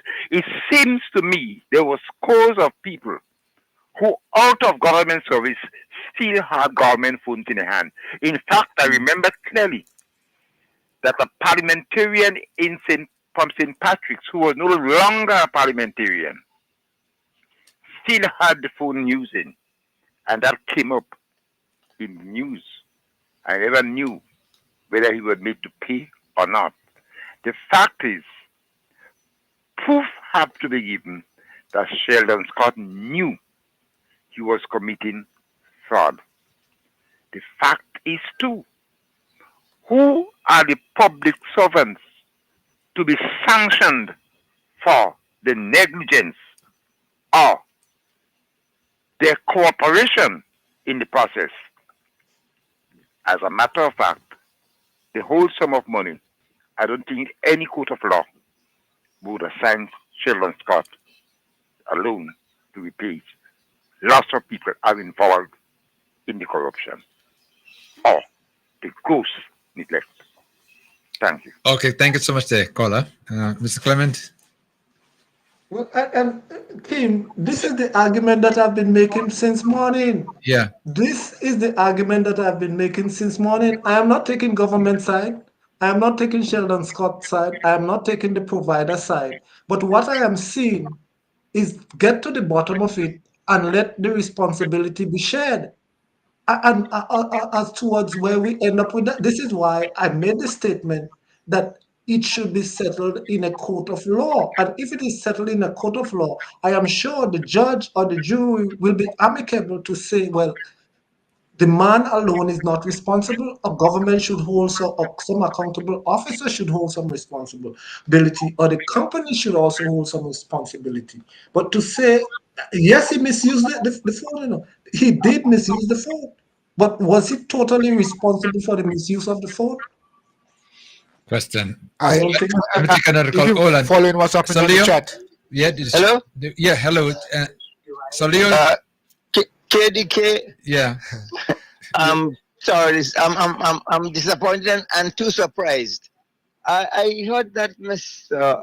Clement said to begin with, who the Attorney General thinks she is in sending a demand letter. But if Sheldon Scott says that he admitted that he owes the money and is going to pay it back. Now, if he hasn't paid it back and in the course of collecting a debt, the first thing you do, you send a demand letter, and the Attorney General represented people of the state that Sheldon Scott owes. So she has all right to send him a demand letter. And in this instance, jointly and severally apply. The fact that other people are involved other than Sheldon Scott doesn't make Sheldon Scott innocent. So he's guilty, and he has a right to pay the money, or otherwise stand the consequences. So I don't see what this whole big hoopla is about. And the whole morning on this program, sounding like King's Counsel, when in truth and in fact we're all bush lawyers because you know the law. So they should, people who know the law, let them apply. The same counsel that is advising Sheldon Scott to seek, let him do that and let him give the advice. I don't understand what Mr. Tobias Clement is saying. Is his personal opinion, and I respect that, but it's just like one of those churches, about 10 different churches in the Bible with 50 different interpretations. And all might be wrong. So at the point, I don't understand it at all. This whole morning discussing this thing, and it's his opinion. Thank you for your opinion, but I don't think it's all that matters. Somebody else should be given the opinion, and that is to say, if you admit guilt, pay the people the money that you owe or stand the consequences. Case closed, argument rests. Quote adjourned. Okay. All right. Hold on, Mr. Clement. No, well, Yeah. my point is, and this is why I said that I'm not making any judgment on it. Kim, the first thing I said, let the matter go to court and Yeah. let it be settled so that if there are any other responsible parties, be it the company, be it Sheldon, be it the government, let such be known and let it be broken down by the court, not by me. I did not make any judgment to say Sheldon should pay all the money. I said maybe he should not. Take the matter to court. And it's a Take matter the of matter to decision. court. And listen. I would not advise Sheldon to go and pay any money without counsel's advice. I mean, There I you go. think Claude Joseph was very. Okay, so you said that in the beginning, straight out. You wouldn't Yeah. advise to do anything unless Without counsel. without counsel. Vibes FM, line 9 caller. Let me see. Caller come in. Line 9 caller. Hello? Let me take another caller. WhatsApp callers, hold a second, please. Line 9 callers first. Line 9 caller come in. Yes, good morning. Yes, good morning, yes. I want to ask Mr. Tobias Clement, when he was a minister or opposition leader, what was his cost of his phone bill?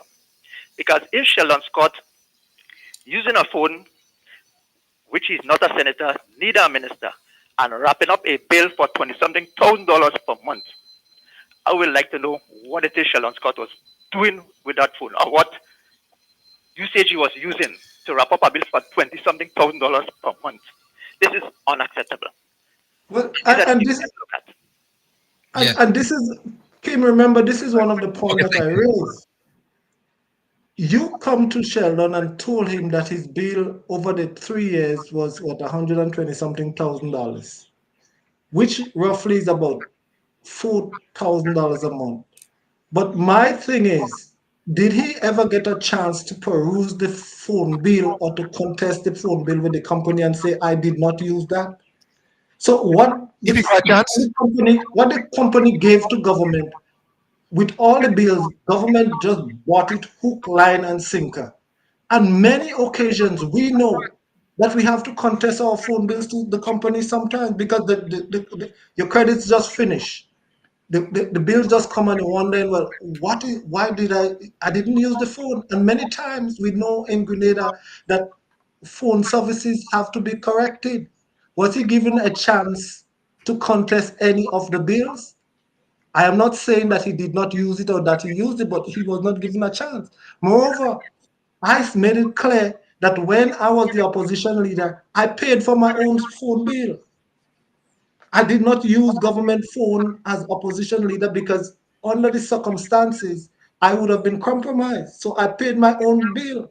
And what I use my phone for, that is my personal affair. But if you use government phone, government accountable officers should have to go through your phone and say, Mr. Kim, your bill is $5,000 a month. What is going on? Come on. Yeah. Okay. How is it that I see your argument. Hold a second. Let me take another call there. Vibes FM, WhatsApp caller come in. Good morning. Yes. Hello. Yes. Go ahead. Thank you for waiting. Yeah. I've listened to Mr. Tobias for about an hour. And what a wasted contribution it is, those far. Wasted contribution. But I'm not surprised though. I've been done Tobias for more than 40 years. You know?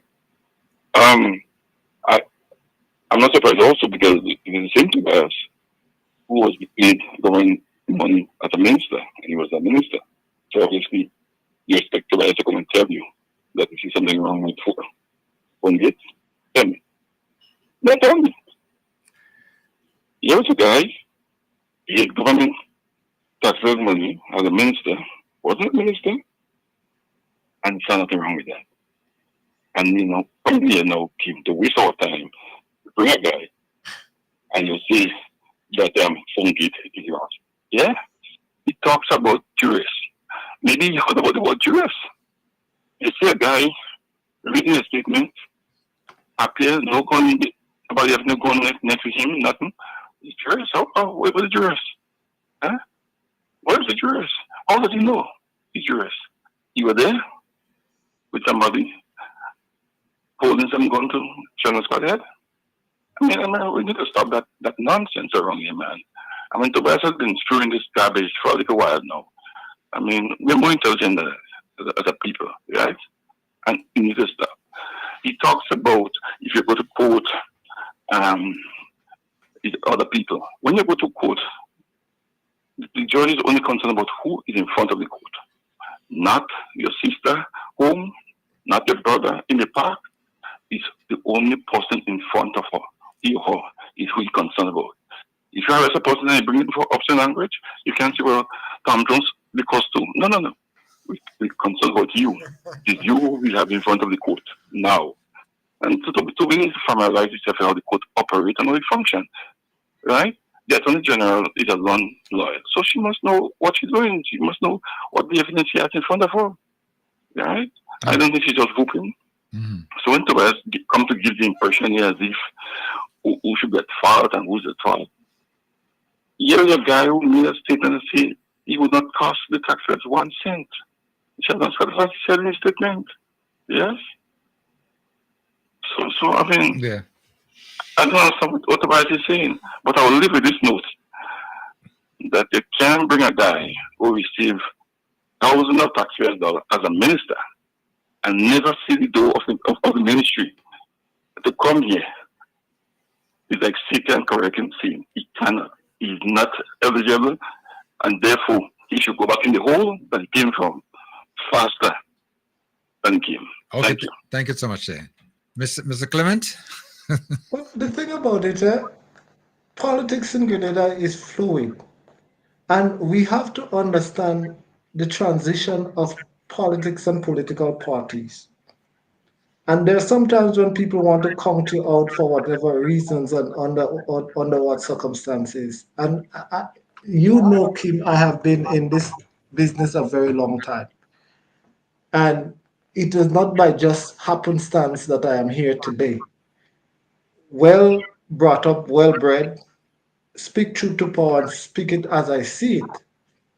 Now, today, I think it is understood here that I did not take Sheldon Scott's side. I did not take government side. I did not take the company side. I said the truth must be known and the matter must go to court because only the court can make a determination as to all the parties responsible. Public opinion say that Sheldon Scott is solely responsible. But I am saying that I am seeing it differently because those people that were in position of responsibility did not put their foot down when they had to put their foot down. Certain protocols were not followed, certain structures were not put in place. And this is what I am saying. Let us, and this is what it is.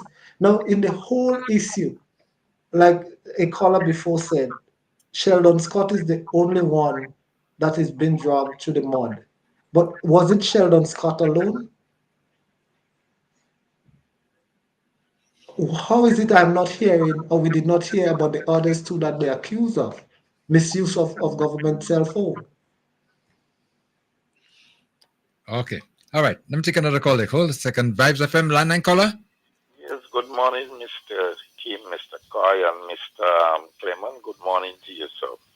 Good morning.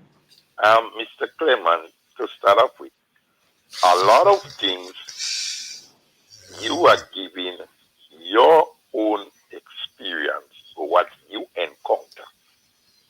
So you can give what you encounter as to what someone else admit.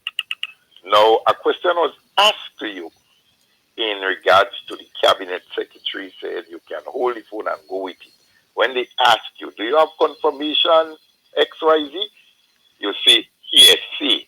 So to start off with, you don't come and be like case and hearsay. You have no evidence that the cabinet secretary says that to Mr. Scott. Secondly, you said 3 parties would be responsible. The government, Mr. Scott, and seeing that he was doing a party work, the party. If he goes to court, as you are saying, are you saying that the party would have to pay? When you say the party, would it be the executive of the party will have to put part of the bill also. Then, if you say government, would you look back as to which government acted irresponsible at the point in time while in power? And would it mean that whosoever was in power at the point in time and act irresponsible, that they would be held accountable also? And you keep blaming the service provider. The service provider is a business, and they are in the business of making profit. And if they feel you are using a service and they are making profit, you don't expect that they will implicate themselves. So you can't go in the court and say service provider and all these things. I've been employed with an entity, and I do a lot of customer service work. When a customer has a faulty appliance and the bill escalates, the company never hold themselves responsible for the faulty appliance. What they may do, they will ask you to come in and negotiate and see how you could settle that bill. So this aspect where you're saying about X, Y, Z and all different things, do expect that. If a man admit, and you're using the term duress, if you don't have evidence, you don't make those statements. Duress is when you hold somebody and you are forcing them to confess something against their will, which they didn't. So a lot of statements you are making, you are speculative in your statement. You have to make statements with facts and evidence when you come and making those statements and the air. And don't assume what the judge will do. The judge will base things on facts, evidence, and that is how he rule. Not with all nice terms and sympathetic things that you may feel. Judge don't act like that. So I think in all cases, Mr. Scott admit, and he's been given an opportunity, come and let amicable see how we could settle it. If me is you, I would have advised him, guy, here you have an opportunity. Go in and see how you could settle it instead of you have the hope of going to court, because the same judge could rule two things, you know. The judge could say, pay for it on spot, and the judge still could admit, sentence, whatever. You don't want to put somebody through that. So, in all wisdom, if me is you, the advice what I would have given, you get an opportunity, take hold of it, and go in and see how you can negotiate instead of toasting and things of that sort. Thank you very much. Okay, thank you so much. Landline caller, come in. Landline caller. Hello? Landline caller. King, Hello, yes. before you take the landline caller, Yes, go ahead. Sorry, yeah. the caller made a mention that I said that 3 entities should be held responsible: the government, Sheldon, and the party. I never mentioned the party. You know. I think the party mentioned came up because of Mr. Coy. I talk about I do not know. I do believe, and that's my opinion, that he used the cell phone for his personal and maybe for the party. But I did not say that the party should be held responsible. But what I said, the company, but my question that I put out there for many times, if indeed the government had given directive to the company to cap the phone bill at a certain, up to a certain point, why is it that phone bill was not capped? If the government had given the company directive to cut off that service, why is it that service was not cut off? I did not put any words in the judge's mouth. I said, let it go to the judge and let the judge determine. I cannot say what would be the determination of that case in a court of law, but there are so many truths that we do not know. And public opinion, I'm not going on public opinion. All that I want is justice. Justice for the Grenadian people, justice for Sheldon, justice for everybody. Okay. All right. Thank you so much. We're asking the callers, please be patient, because all the lines are blocked up. But the man who broke the story is about to go online. Mr. Jones? Yeah, Kim, I'm listening to the program with Tobias Clement, and I'm a bit confused based on his utterances. I want to ask the question. Sheldon Scott was singled out from the list of people who are part of that pool. Why? And I think he asked the question why. Why Sheldon Scott was singled out? Sheldon Scott was singled out because he was not employed at the time with the government of Grenada. He was employed with the New National Party. That's a political organization. And I think Tobias Clement must know that an individual who is issued a phone, a device, and a number attached to a pool with Digicel has the first and foremost has the responsibility, if he no longer works with government or that entity, to hand in the device or to go in and say, hey, give me a week so that I can discontinue using this number, or I can keep the number and you can have the company bill me personally and not the government. So I think that is missing in the whole conversation. It comes across as though Sheldon Scott was this toddler and he didn't know that for almost 3 years his bills was paid, his cell phone bills was paid, and somebody was paying for it. And he must have known the mere fact that he admitted to wrongdoing publicly and stated that he's going to pay back every cent, that the government of Grenada, the taxpayers, were actually paying that monthly bill.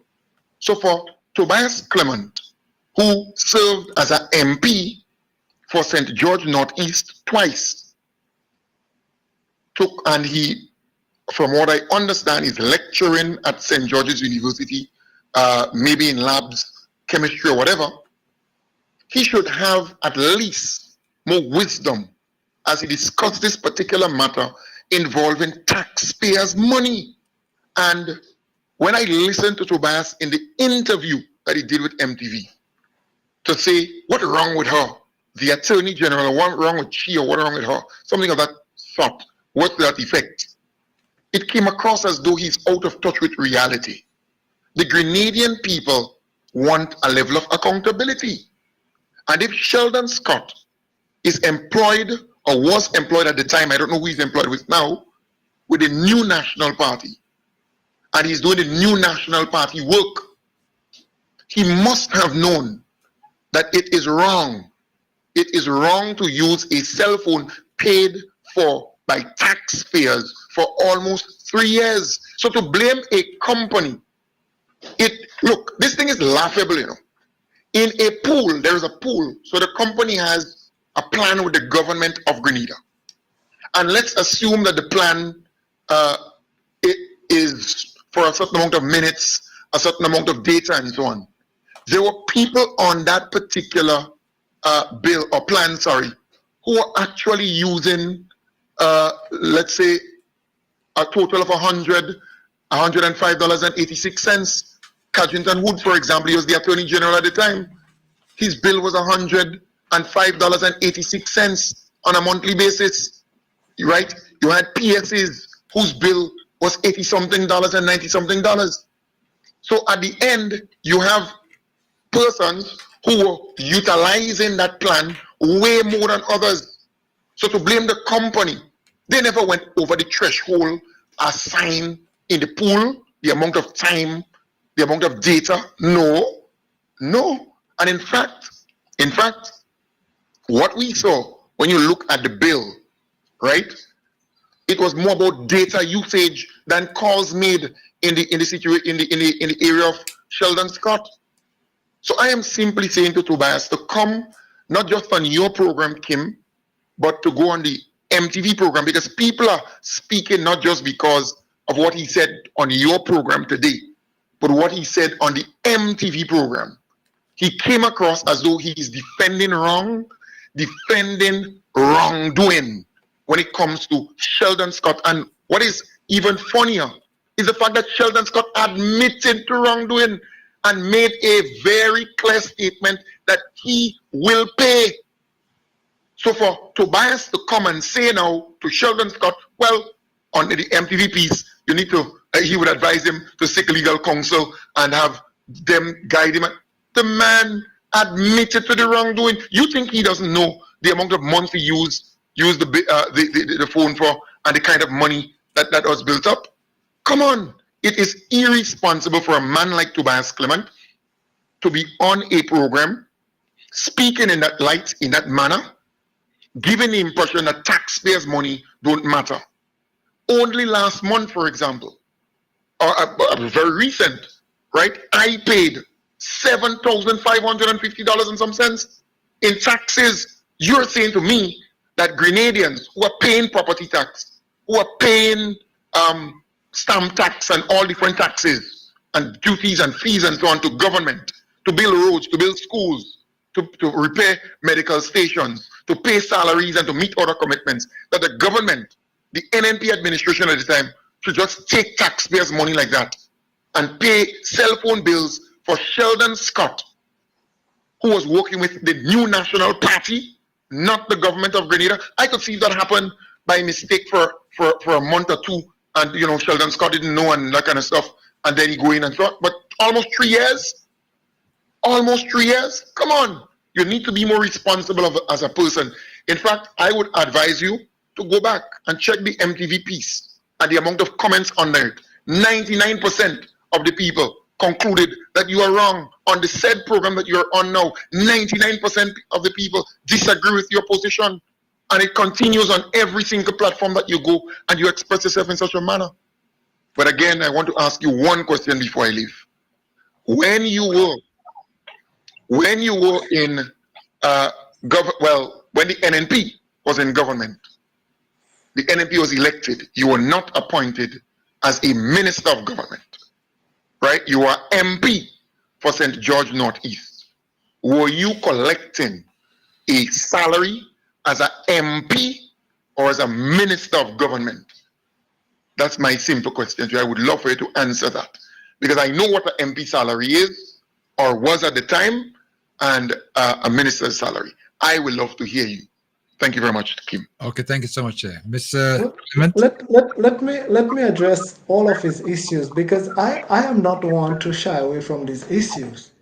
And in so doing, when I said that Sheldon Scott should seek counsel, now, Kim, if you are in trouble with the law, whether you're wrong or whether you're right, I mean, the first officer of the law is the Attorney General.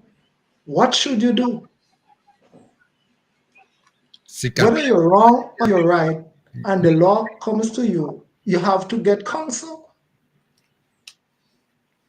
And so I advise Sheldon, and I will advise Sheldon again to get counsel, and if he has to go to court, go to court.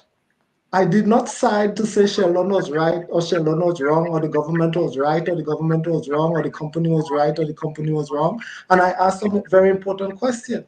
I said, and this is what he said, certain people cell phone bills were less than $100. Some of them were above, some of them passed the threshold. And the important word there is the threshold. If it is that the government directed the company to establish a threshold on the telephone bill, why is it that that threshold was surpassed? Okay. Let me take the threshold, and I do believe the threshold was surpassed by Mr. Scott. Why was the threshold surpassed? I said at the beginning, Sheldon Scott had a responsibility to bring in his cell phone. The government also had a responsibility to cut off the service. the telephone company had a responsibility to implement the threshold. And then we are saying they're missing something. It seems to me back then that there were people who left the service and continue with the cell phone use. That is what was taken. But we never hear anything, whether it is $10,000 or 10 cents. We never heard anything about these particular people.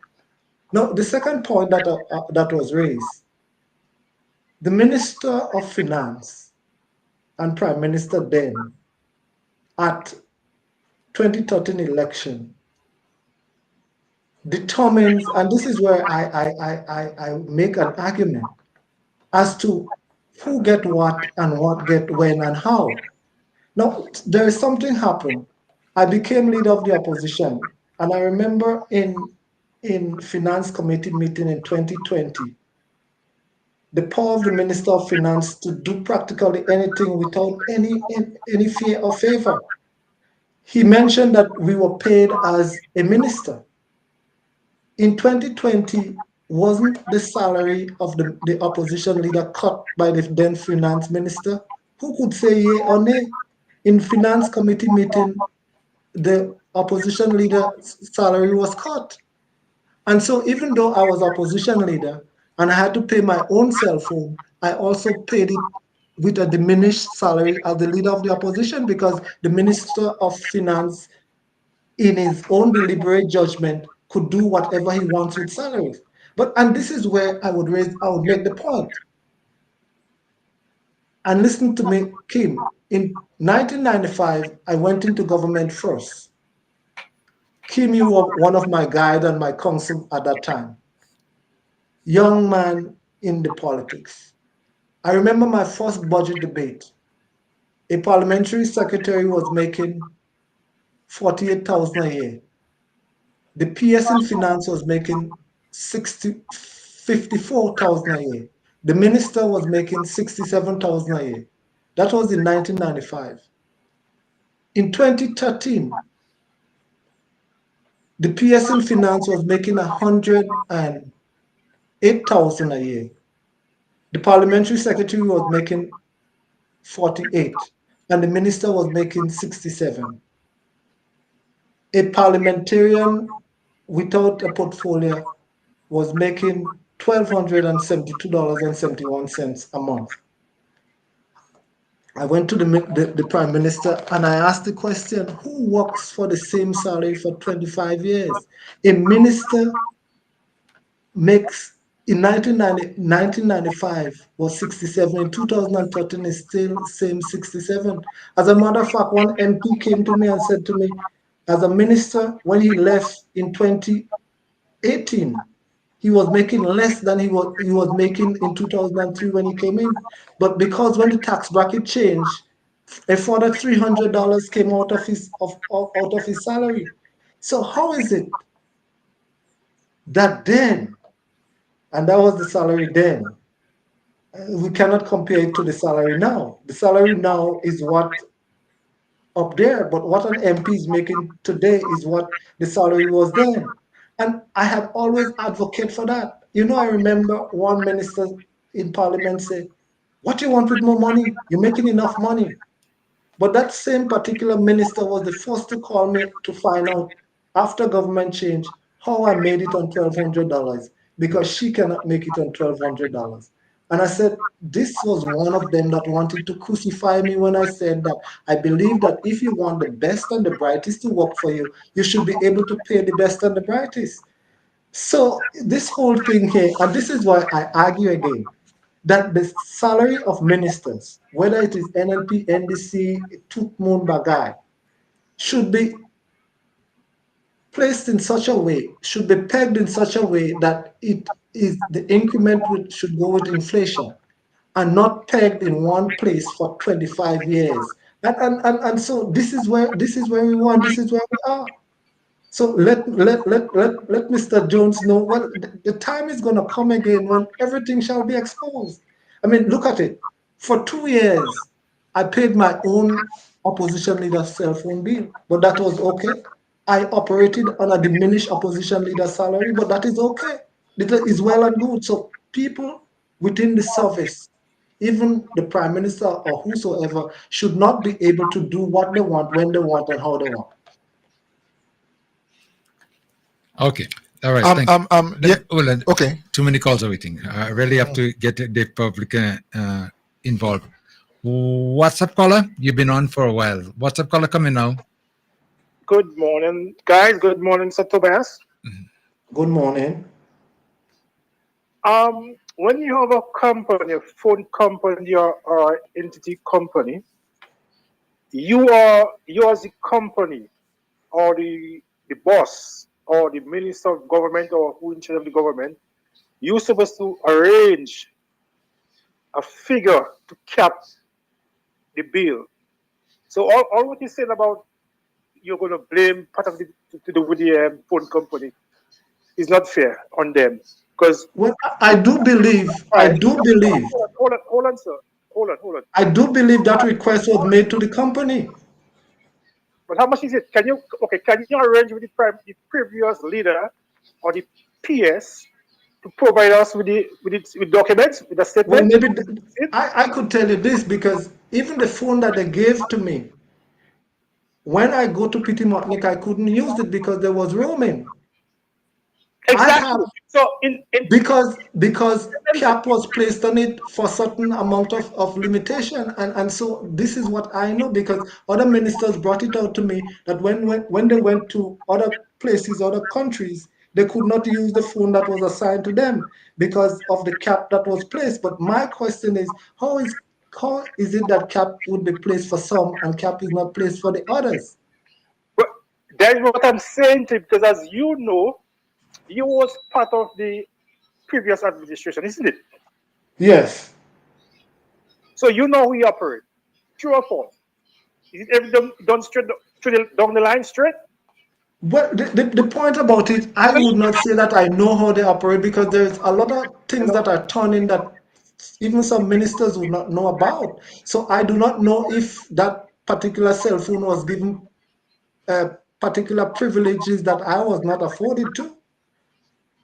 But I mean, you are a very clever guy, and even you say now when you want to pick magnet, the phone cut off, you couldn't use it. So with Sheldon's phone, it must have, if you had a cap, you're gonna cut off. Because if you have a cap, it says $1,000, if you go above by 1 cent, it will cut off. It will cut off. Yes. So my question is, how is it that my phone would have been cut off and his would not have been cut off? Or other ministers' phone would have been cut off and his did not cut off? Well, who set it like that? Was it Sheldon? He can't do it for himself.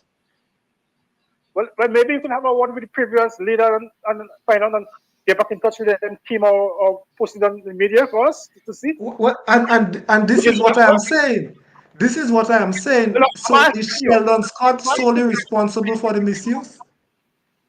You see, there's a lot of things that we don't know. There's a lot of things that we don't know. And that is what I've been trying to find out now for years. Mr. Tobias? Yes, sir. He's the one who advised in the previous administration at the moment. He's doing all the interviews. He ain't stupid. He was a senator. Okay? So I'm saying to you now, you was the opposition leader. So would you find out from the previous prime minister, because he was Minister of Finance, Security, and he is a very clever guy, as you said as well even before. I heard you say that before. So would you find out if there was a cap on Sheldon phone and how much was it? Well, I mean, you asking me now to access the former prime minister, like he forgets circumstance. No. You see? Oh my goodness. I haven't had a laugh in a long time. I was the black sheep, the pariah, everything. So let's just leave that there. I mean, that is something else. I did not laugh today, but I laugh now. You don't have to get straight now. You could speak now. You could express your feelings now. You don't want to stand on yourself no more. And also, you know with Sheldon Scott, yeah? If he goes to court, who's going to foot the bill for him? And if he loses the case? But my question is, if he goes to court, who would fit the bill for him? But if he is asked to pay $156,000 in 90 days is just as well jail. So either way, I just believe the court might give him a little bit longer leeway if he has to pay, but not within 90 days. So, and this is that is what I find so outrageous, that you ask a man that maybe almost is down and out, barely looking to get by, to fork out $156,000 in 90 days under what circumstances? I mean, how many of us in Grenada today, and this was my thing, that could fork out? If I believe, like the man said before, maybe the court shall ask him to pay it forthwith, but either way, I mean, is it doable? And that is my take. That is my take. Mr. Clement, Yes, sir. Miss Joseph, I won't call her who is she, as you said. Yeah? Miss Joseph said to him, you got 7 days to discuss, to come in and sit down and discuss. Has he done that? I don't know. We shall advise him. But you advise him to go to court. That is the first thing you should do. No, I advise him to get counsel. Even if he has to go and see her, he must go and see her with counsel. Even if he has to go and see Miss Joseph is a lawyer. And Mr. Scott could get real tied up with Miss Joseph. I would not advise him to go and see Miss Joseph without counsel. I would not advise him to do that. Just as a human being, I would not advise Mr. Scott to go see Miss Joseph without counsel. Well, Mr. Clement, I'm here. When you listen to Sheldon Scott on his program, what do you say to yourself? When I listen to Sheldon Scott, no, you're just making an assumption that I listen to Sheldon Scott. No, I don't listen to Sheldon Scott. You don't listen to Sheldon Scott, but how do you know he talk too much? Well, I know Sheldon Scott because myself, Sheldon Scott. How do you know? You're assuming. Myself, Sheldon Scott, Ken Jones, all of us used to sit in the same place, you know. So I know he talks a lot. Who's Ken Jones? I rest. Ken Jones was the one that called just before you called. Oh, I don't know him. I don't. Well, you see, I could have made an assumption that you also listen to Ken Jones. Well, you must listen to Ken Jones some more too. And I will start finding myself to listen to Sheldon Scott some more. But you said he just talk a lot. I never said Ken Jones talk a lot, you know. I never said that. Well, you asked me who is Ken Jones. I thought you would have made assumption that you know who was Ken Jones. His name, so how do you say something about regarding? We was talking about Sheldon Scott, and you refer Ken Jones' name. So I wonder who's he? Let's ask you who's he, but I don't know him. Okay, caller. Yes, sir. Yeah, okay, but thank you so much for your comments because I have a lot of calls waiting, and yeah, okay, we appreciate it. Thank you, sir. Okay, bye bye. A landline caller. Yes, come in. Yes. The aim of our program by bringing Tobias on this program, and Tobias only using his idea and opinion. That's his idea and opinion. That don't mean that Tobias must be right to what he's saying, although I agree with some of his opinions, because you have to respect people's opinion. Mm-hmm. But his idea is imagination in the mind to develop an able action. That is an idea. So when you develop some imagination in your mind, you know what happened? That's your idea. That's not God's way. So Tobias, as I know him, was a man of God. And Tobias know his government operates without principles. So when cell phone gate was out, why they didn't put principles in place so that thing would have deal properly? They just let it go because Sheldon say you go pay. And who was the government then? NNP, and he was working in NNP office. So this one man that go on for long, you believe that anything would have come out of that? If this government come and they handle it in a different way, instead of Tobias going on brag and say thing. What he didn't go to them too and talk to them before he going on MTV and say what he say, and all you allowing him to come here and let the program go on with him only babbling. Tell him, Tobias, go back to God. He need God in his life because he drifted away from God, and God is the only one that could lead. Tell him I say that. Okay. Okay, thank you so much, Jay. Next landline caller. Hi. Yes. Well, Yes. Tim, Landline caller, hold 1 second. Let me get a response from Mr. no, well, you see, this lady now has put herself in a position of God to make judgment on my godliness and my spirituality and everything else. I cannot do that for you or for her or for anybody else. I mean, that is what it is. Maybe she did not listen to the disclaimer when the program started. The company or so, it is the opinion, right, Kim? You That's could right. play the disclaimer as the program starts. Yeah. And if I have my opinion and you ask me to come and share my opinion, I never said that some of what I say would stand the muster of time in the court of law. But what I'm trying to establish is that let us get to the bottom of it and see where all responsibility lies. Is anything wrong with that? I mean, if it is good for the goose, it should be good for the gander. It should be good for then and it should be good for now. And so that is what I am asking for. But you see, sometimes we put on blinders when we get it to a certain point in politics and we go lockstep, even when we're in government.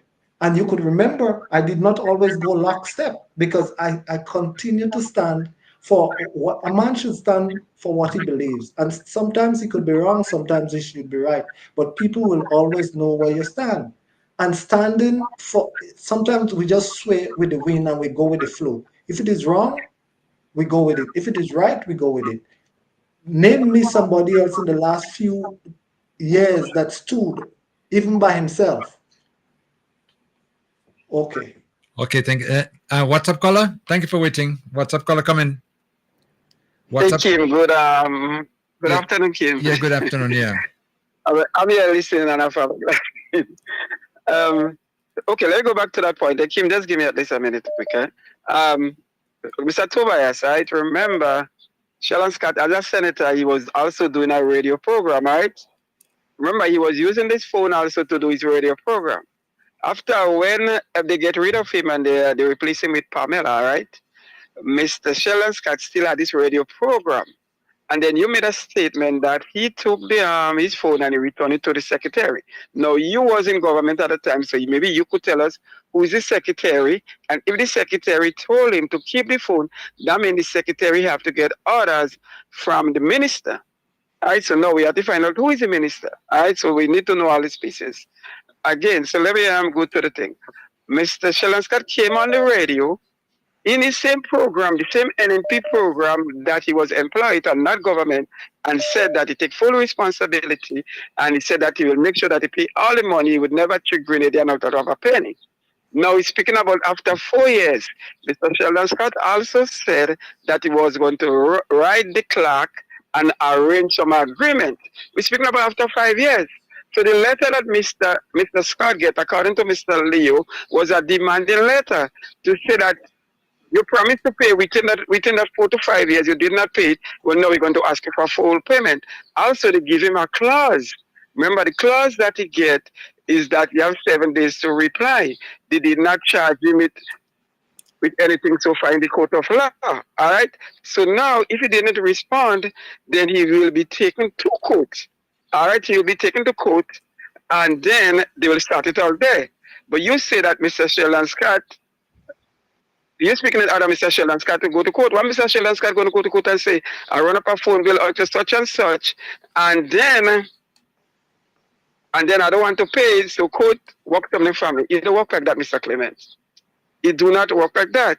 The first instance, he accept responsibility. So if you accept responsibility, I think that you have the obligation to pay the bill.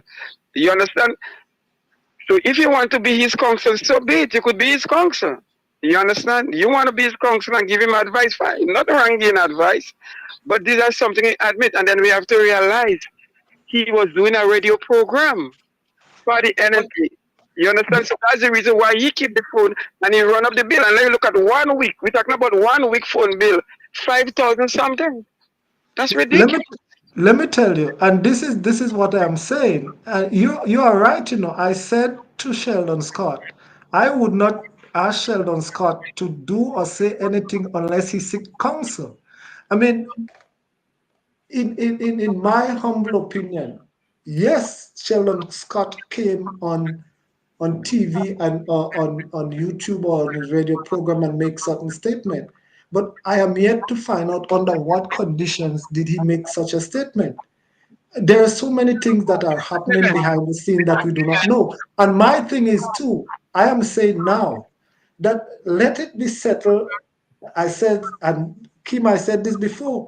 I would not advise Sheldon Scott to go and sit down with the Attorney General without counsel as to what he can say and what he cannot say. And I would advise anybody, if you have to go and sit with the law in terms of having it right or wrong, whether you're right, you should seek counsel. Whether you're wrong, you should seek counsel. That is just 101. Mr. Clement, Mr. Scott had weeks before he responded. If he wanted to seek counsel, you said maybe he under duress. What duress he was? He could have spoken to Kit Mitchell. Kit Mitchell said it was wrong. It was irresponsible for someone to do that. What did Mr. Scott had 4 I would, years to get I that would, money. Why didn't he get that money? I would ask you a I mean, question though.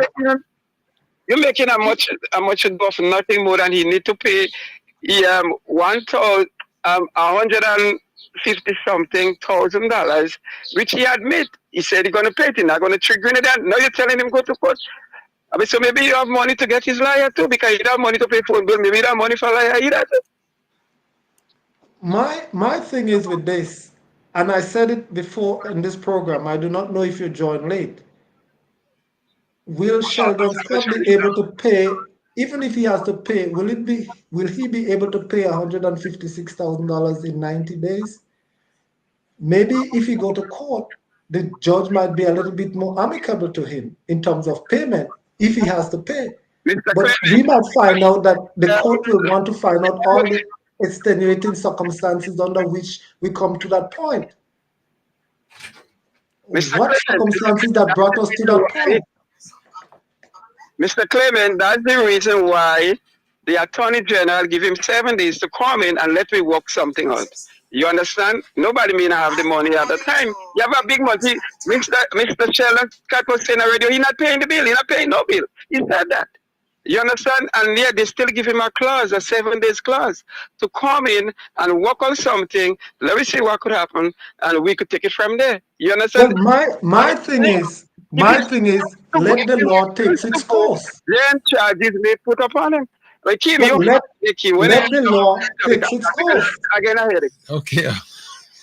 My thing is, in the final analysis, Kim, and this is what I'm saying, this whole thing caused a lot of controversy.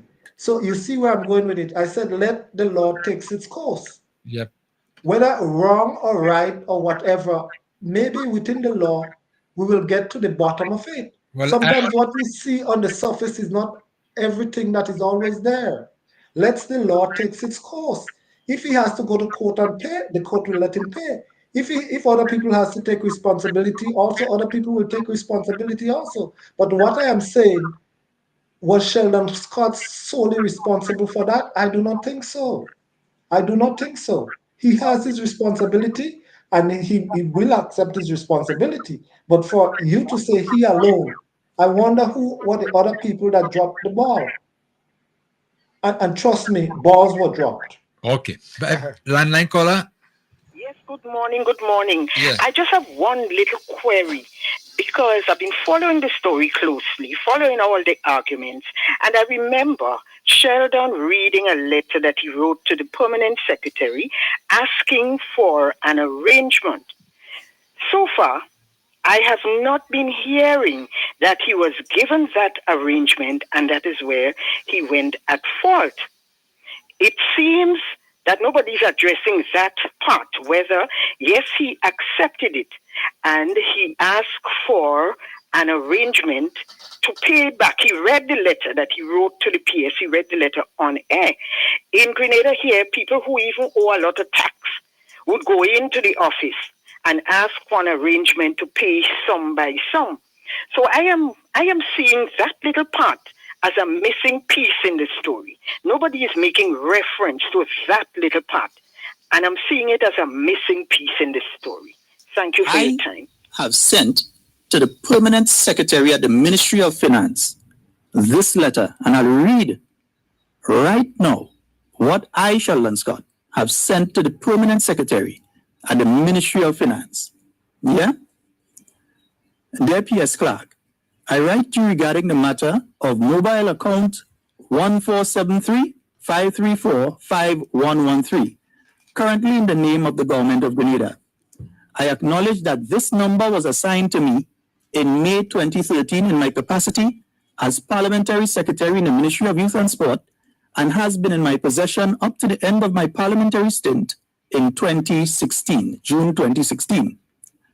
Said number remained in my possession after June 2016, and as such, I accept full liability and responsibility for all charges incurred on said account Digicel number 1473-534-5113 from July 2016 to the present date.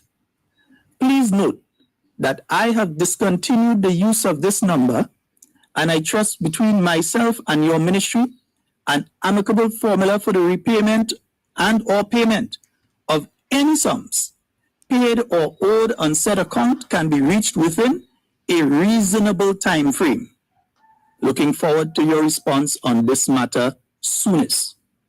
So I have sent this letter to the permanent secretary at the Ministry of Finance. Any monies that are owed on that account will be paid by me. They're asking about letter? There was a letter. Well, Tim, you should have played that letter before also, because I think that the caller is very right. If Sheldon Scott had requested an amicable settlement by the PS and the settlement arrangement was made, but what was the response to Sheldon Scott by the PS? We do not know. Was arrangement made? We do not know. And this is where it is now.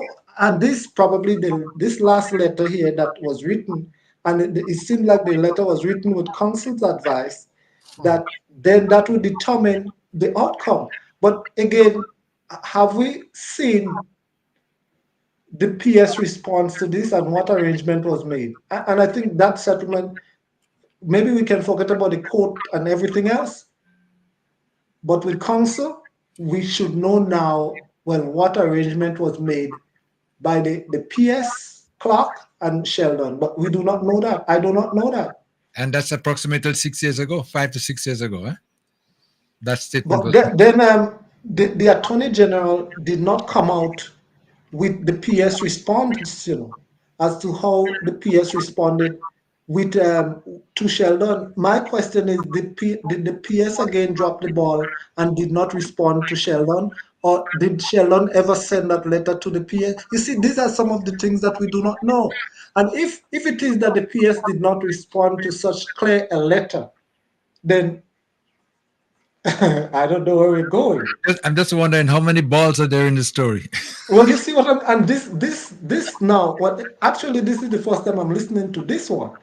But if this is in the making and Sheldon did not get any response from the PS, then I believe that case is mute. Vibes FM? Then, Mr. Clement, hold on. Vibes FM caller, you live? Hi. Yes. I get it. Thank you. Yes, go ahead. All right. I've been holding for a little while. I know that. Yeah, callers. sorry. Yeah, we're so busy. Yeah. Yeah, they made all of the points I wanted to make. But Mr. Clement was talking about facts, and facts matter. He said that nobody questioned, the bill. We literally just heard from Mr. Scott himself. He admitted to the bill. You know, if someone did something wrong, the first thing they would come out and do, and if it's not true, they would be like, "Hey, this is incorrect." You know, and also just wanted to talk about the cap, and the limitations. I think Mr. Clement was speaking about when he goes to Petit Martinique, and other ministers travel and stuff. They cannot use the phone. That is not necessarily a cap. That just is a type of limitation. A cap is a type of limitation. Example, if the cap for Sheldon Scott's phone was 2,000 minutes per month, but let's say it was $1 per minute. Let's say he calls like international caller, another provider. I think it was Digicel. So let's say it was $1 if he called like Rhyme phone. Do the maths, right? So as he said, we don't know. Mr. Clement is just alluding to like anecdotes and giving a set of like history lessons and stuff. Mr. Mills, I believe you have a bank account, right? All of the callers talked about like with the FBI case and stuff. Like, I used to work in a financial institution. If a child uses his mother's card without like her knowledge or whatever, you know, the child didn't sign a contract with the bank, but that right there becomes a legal matter. That's fraud, right? So even if you have monies on your account and you continue using it, you have to pay it back, right? Yeah. Now, I just wanted to also say, we just listened to this stuff since 2019. How much time do you need again? Not a hit me or spade. How much more time? You know, and I agree that when Mr. Clement said that there are other people who may have abused stuff, and that's correct. If something was wrong last week, it was wrong next week. You know, I'm not checking for Sheldon Scott, but I think he has less than 80 days. You know, TikTok. And on a lighter note, I know a lot of people we were expecting, you know, to be discussing all the nice stuff we heard from the town hall last night. You know, the port and the airport and stuff. Yeah.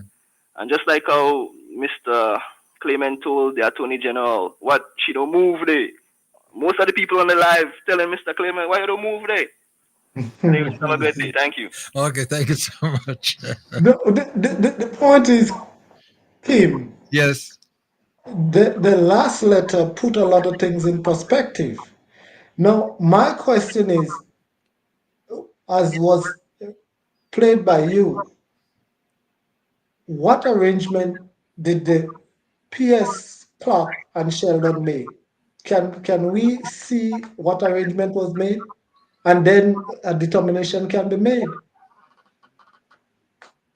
Oh, well, as far as I do know, we don't have any information on that. So I And guess. let's suppose that Sheldon had sent that letter to PS Clark and he did not get any response.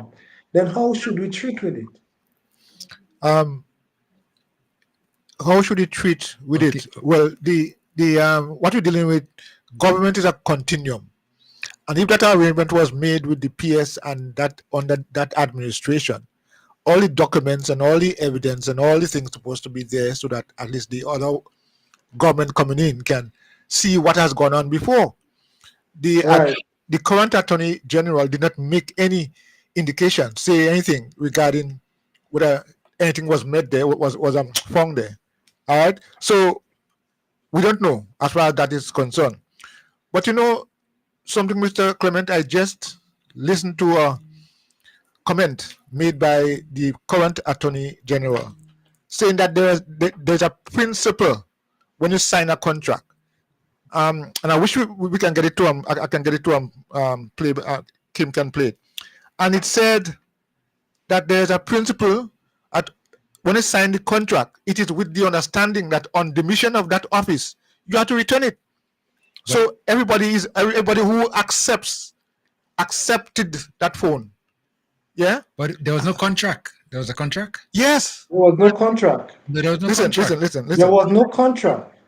So you just take the phone, so you sign, maybe you receive a phone or something. Well, I'm saying on receiving the phone. I'm saying I'm receiving the phone. So you just say, okay, the government said this is yours, and you just accept it, and it start using it. Let me get a response here, Mr. Clement. Yeah.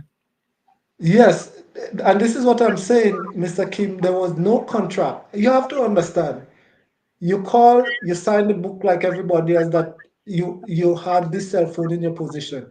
there was no protocol as to how, when, and why the phone was used. There was no contract with government or with the company. And I'm holding government responsible for that too, because some of us are just frivolous in our use of government um, material. I didn't even think my telephone bill with government cost over $50 because I kept mine and I had additional phone that I used because I just did not trust where the data and my information was going. So the point about that I said before, there was no contract. There was absolutely no contract. Today, if anybody could show me a contract that anybody signed for that telephone, I can't see it. There was no contract. Okay, let me take one more call. Vibes FM, WhatsApp call coming. Yeah, Kim, sorry for calling Yeah. back, but a very important point was made when you had that recording of the letter which Sheldon Scott there read out. Well, he read the content of the letter.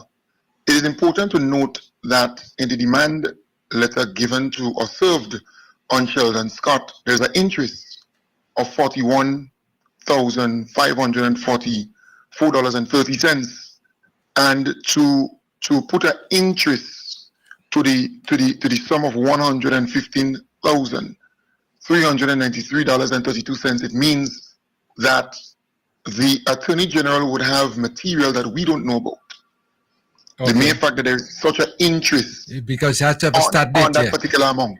Yeah, must right? Yeah. I think, and Clement made the point that there may be some kind of agreement, some kind of breach, and as a result of interest, because in other words, if you sign an agreement or you agree to something and you say, well, I will pay this amount, and failure to pay this amount, this is a consequence, 3% increase, 5% increase, that kind of thing. Then ultimately, after 5 years, 6 years of not paying, then the interest could amount to a significant amount, right? It could be huge. So that is something that needs to be considered in all of this. There may have been an agreement, because the mere fact that there is an interest sum of $41,544.30, and remember, it is a 5-year lapse. It's 5 years after, almost 5 years, 5 years and months, almost 6 years after we were talking about that. And so the 9 months that was given, the 90 days that was given to Sheldon Scott to pay is 90 days plus the 5 years or so that he said he was going to settle this thing and pay this thing. Use words to the effect that, you want to settle this thing, you want to pay every cent and so on. When he spoke there to the letter that he sent to the PS clerk. Yeah. So I think it's something that needs to be considered. Yeah. The mere fact that there is interest upon the amount. I think you're right. There might be some information in there, that may make that applicable. Yeah. This is what it is, Kim. If it is that that arrangement was made, we do not know that. And so, if he had made an arrangement with PS Clark, and PS Clark followed through and made an agreement with him, then the agreement must be honored. But I am saying I do not know, you do not know. We might assume maybe if there is an interest, there was an arrangement. But in order for this thing to go ahead, then it must be known about what arrangement was made with PS Clark, and that would settle the matter. Yeah, and I fully agree with that, I fully agree with that. But you see, the Attorney General is acting in her capacity as Attorney General, the principal legal advisor to government. And she must have before her solid evidence to so conclude that this is the amount of interest that must be paid by Sheldon Scott, and this is the principal among the amount owing to the state that taxpayers' money actually was used to pay for Sheldon Scott. I have a question though. If it is that some of our officers within the public service is so inept and arrangement wasn't made with Sheldon Scott by the said PS, then where are we? I am hoping, as according to the letter, that the man asked for an arrangement. And I'm hoping that he did respond so that she could have made an arrangement. But what it is if now that she did not make such an arrangement? I'll be there. Yeah, but taxpayers' money must be paid still, right? And that is kind of understood because we need to know that this is actual cash money that was paid every single month. The money was paid. So it's not that government was owing Digicel. The money was paid. So as a result, it is the responsibility of Sheldon Scott to pay that money back. In other words, we could say a million things here today, but we must accept the fact that Sheldon Scott accepted responsibility. He stated, yes, he used that number. He was the one who used it, and the money that taxpayers paid, he's supposed to refund that money. In other words, he was doing his private work with a political party. And it's kind of common sense. You don't need to be a genius to kind of simplify to say, okay, Sheldon Scott did use the cell phone. He accepted responsibility for the use and the number. Government took taxpayers' money and paid for Sheldon Scott for almost 3 years. He now acknowledges that what he did was wrong, and as a result, the evidence is there to prove that he actually owes the government this amount of money, and he should pay it back because it's money that the government actually paid for him. So I think that is how we need to see the situation. It is not complex. The man admitted to using the phone.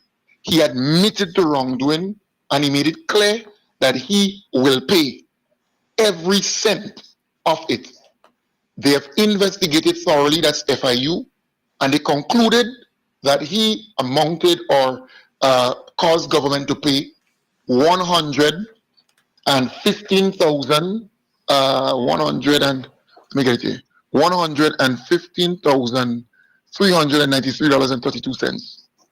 The interest for the period he did not, because it seems to me, and I'm not a genius, you might be brighter than me because you're lecturing at SGU, but it's clear that something there seemed to be some agreement.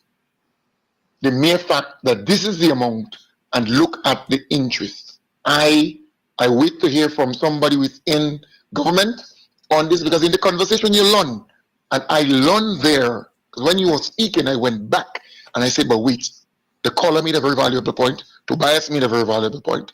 And I think I went back and I said, no, why did they put interest? There may have been some agreement, may have been, and we don't know, may have been some agreement. And because we had a lapse of 4, 5, 6 years, this man should have at least started paying back what he owed the state 4 years, 5 years ago, but he did not. He did not pay 1 cent. So the 9 months, the 90 days that they gave him is an addition to the 4 or 5 years that he did not pay. But I just thought I should chime in. Okay. I don't have a history of calling back once and twice and 3 times. Yeah, I no see problem. as We the don't mind. conversation We was. don't mind, but it's very important because, again, like I said in the beginning, you were the one that broke the story, and you realized. Yes, indeed. So you know. Well, Keith Richards said he broke the story. So. Well, we just laughed that out. Just laughed that out. Just laughed that out. Okay. Thanks. Great. Okay, Nice. Mr. Clement. Mr. Clement, I know I've had you for the last couple of hours, and I know you have to go because I know you have other things to do. You know, and but let me get your final take on our conversation this morning. Well, I do believe it's a discussion that we're having. And what I am saying that it is a wake-up call for people who operate within government, whether it is the ministers or whether it is the officers within the ambits of government. Because if everybody does what they should do, then we would not have been having this conversation today.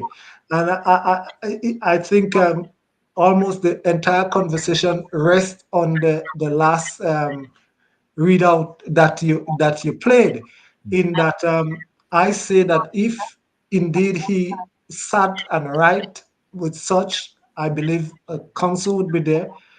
Then if he made that an agreement in black and white and the PS received such, and she should have acted appropriately as to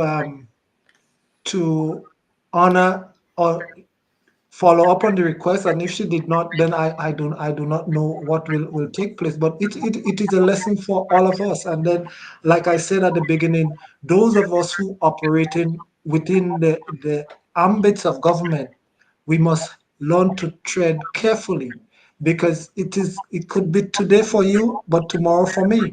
And so we have to be very careful. I mean, the truth about it is we are all Grenadians in this thing. I would not say Sheldon is an alien, that we have to treat him as an alien or an illegal alien. But if there is an amicable conclusion to it, let it be an amicable conclusion to it. But I still say that Mr. Scott is not the only one that dropped the ball.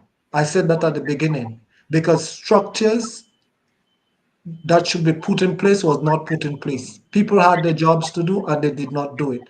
And Mr. Scott has to be mindful to you operating within a system that, and you just give yourself wholly and solely to the system. Because I operated within the system, I operated within the confines of the system, but I also use my own devices because I did not trust the system. So, I mean, what it is what it is. Mr. So Clement. thank you, and this is what it is, Brother Kim. Situations like this, I do not expect to. Maybe I go and I with the thought provoking things. I always create that kind of stimulating talk and let people. Maybe I God bless me that I am where I am. I don't have to bother with what people say, because you have to create a sense of stir within people's mind to let their eyes open and start thinking and acting differently. And if today perhaps I upset a lot of people, then that is a good thing. If today a few people agree with me, then that is a good thing. If it's 50-50, 75, 90, 95%, that is still a good thing. We can live with that. But I hope that, like the man said, did you see your ratings today? Thank you very much. But I always believe in conversations, and we need to establish those things. In order for us to come to solutions, we need to talk it out, But let me take this opportunity again, Mr. Clement, and thank you so much. We go back a long way, as you mentioned earlier on, and for coming on the program today and getting your opinions. Reminding our listeners, these are opinions; these are not facts. And the discussions are always healthy, so we could know exactly how we're moving forward. So, and looking forward again, maybe in the very near future, if the need arises, to call it back again, because you're always welcome. Well, I have not been with you for what, Well, almost 2 years, yes.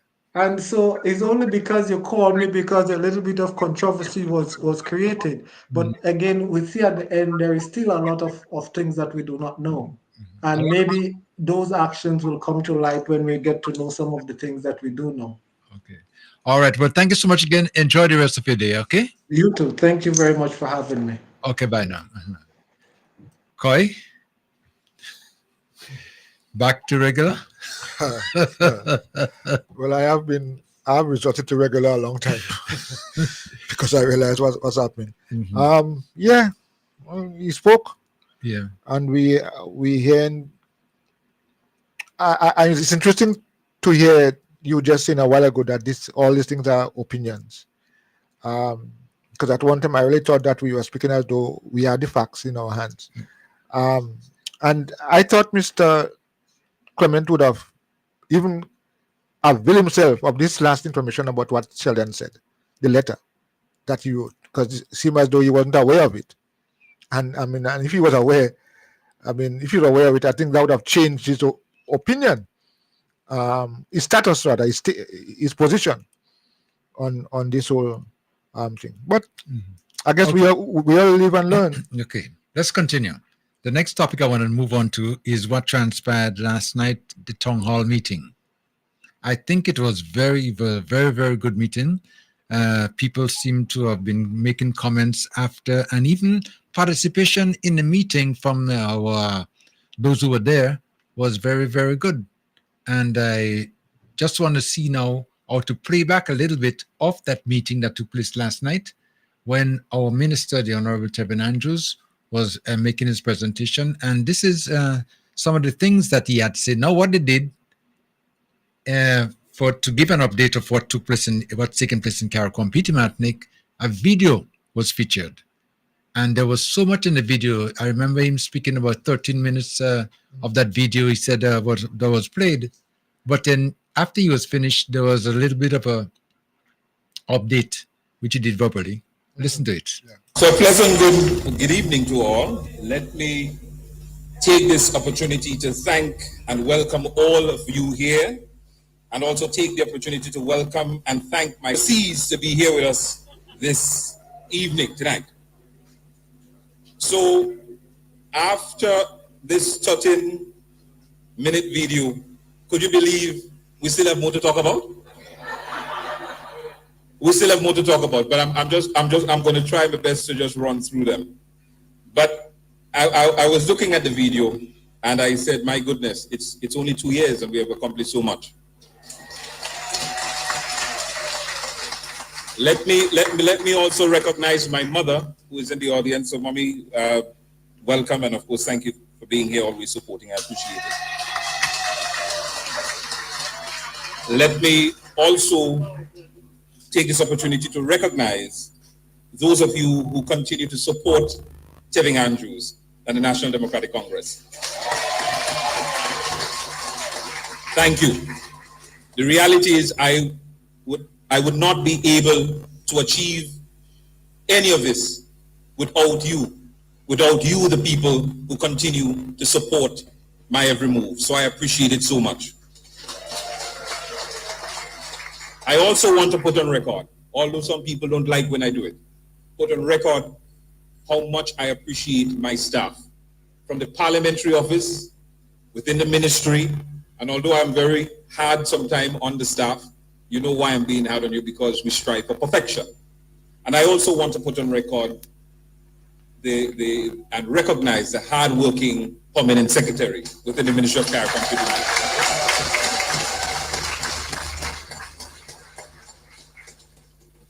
So we are preparing for the night landing in Carriacou at the Lawrencetown Airport. Work is on its way. So there, as a matter of fact, Prime Minister was just showing me a video with the hardworking men drilling to install the necessary lights to accommodate night landing.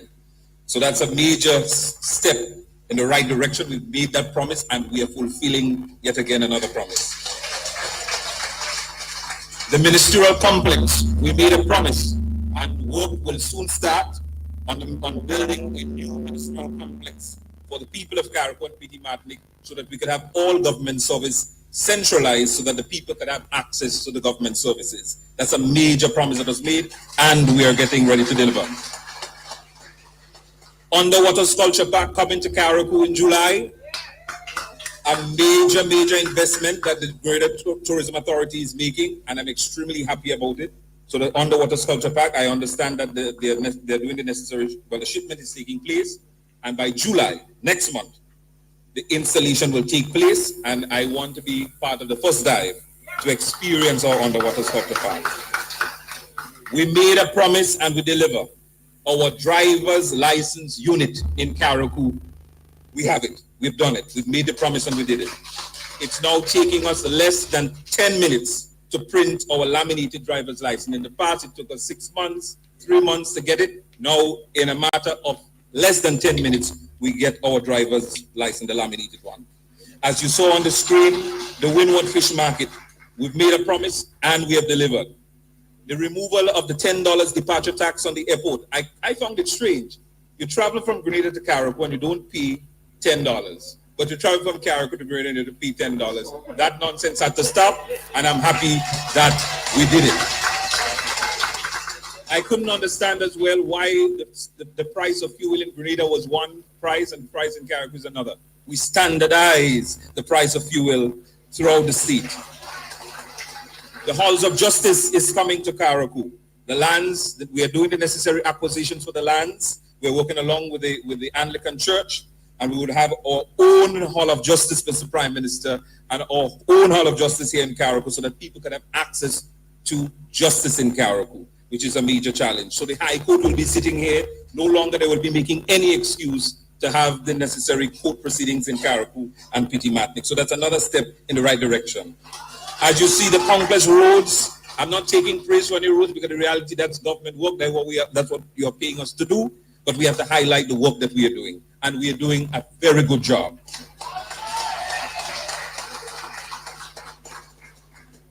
We have some good news as it relates to major hotels coming to Carriacou, not just one, but two, but you'll hear more about it very soon. That is boots on the ground, sisters and brothers. We have a marine school that is coming, transforming T.A. Marshall Community College, as we now know it, into a marine school, which you'll hear more about. But it's a work in progress, it's a long-term initiative, but we are going to get there one step at a time. The Dover Government School is another project that we have to undertake. You know that the Dover Government School is almost 100 years old, and it's practically falling apart. But we are committed in ensuring that we do the necessary work to start, in short order, the rebuilding of the Dover Government School. Two major farm roads are coming, Dumfries and of course, Dumfries and Mount Royal, Lower Mount Royal. Those are two farm roads for the farmers to benefit from. It's coming very soon.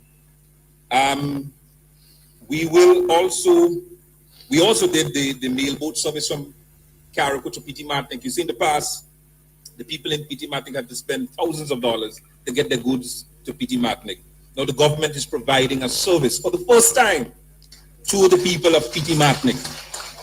I hear people say that we ain't doing nothing for Petit Martinique, but this is the first time in the history of any government that this administration, that this member of parliament, or any member of parliament has done so much for Petit Martinique. Brother Logan, alive? All right. After COVID, brothers and sisters and friends, we had no flights to now having a 19-seater. No flights to 3 flights a day, 3 flights for the week. From 3 flights for the week, we now have 5 flights for the week. And I'm happy to announce that as of next month, we're having an additional flight. So we'll have 6 flights for the week. And as momentum builds, we will have flights every day with the approval of the cabinet.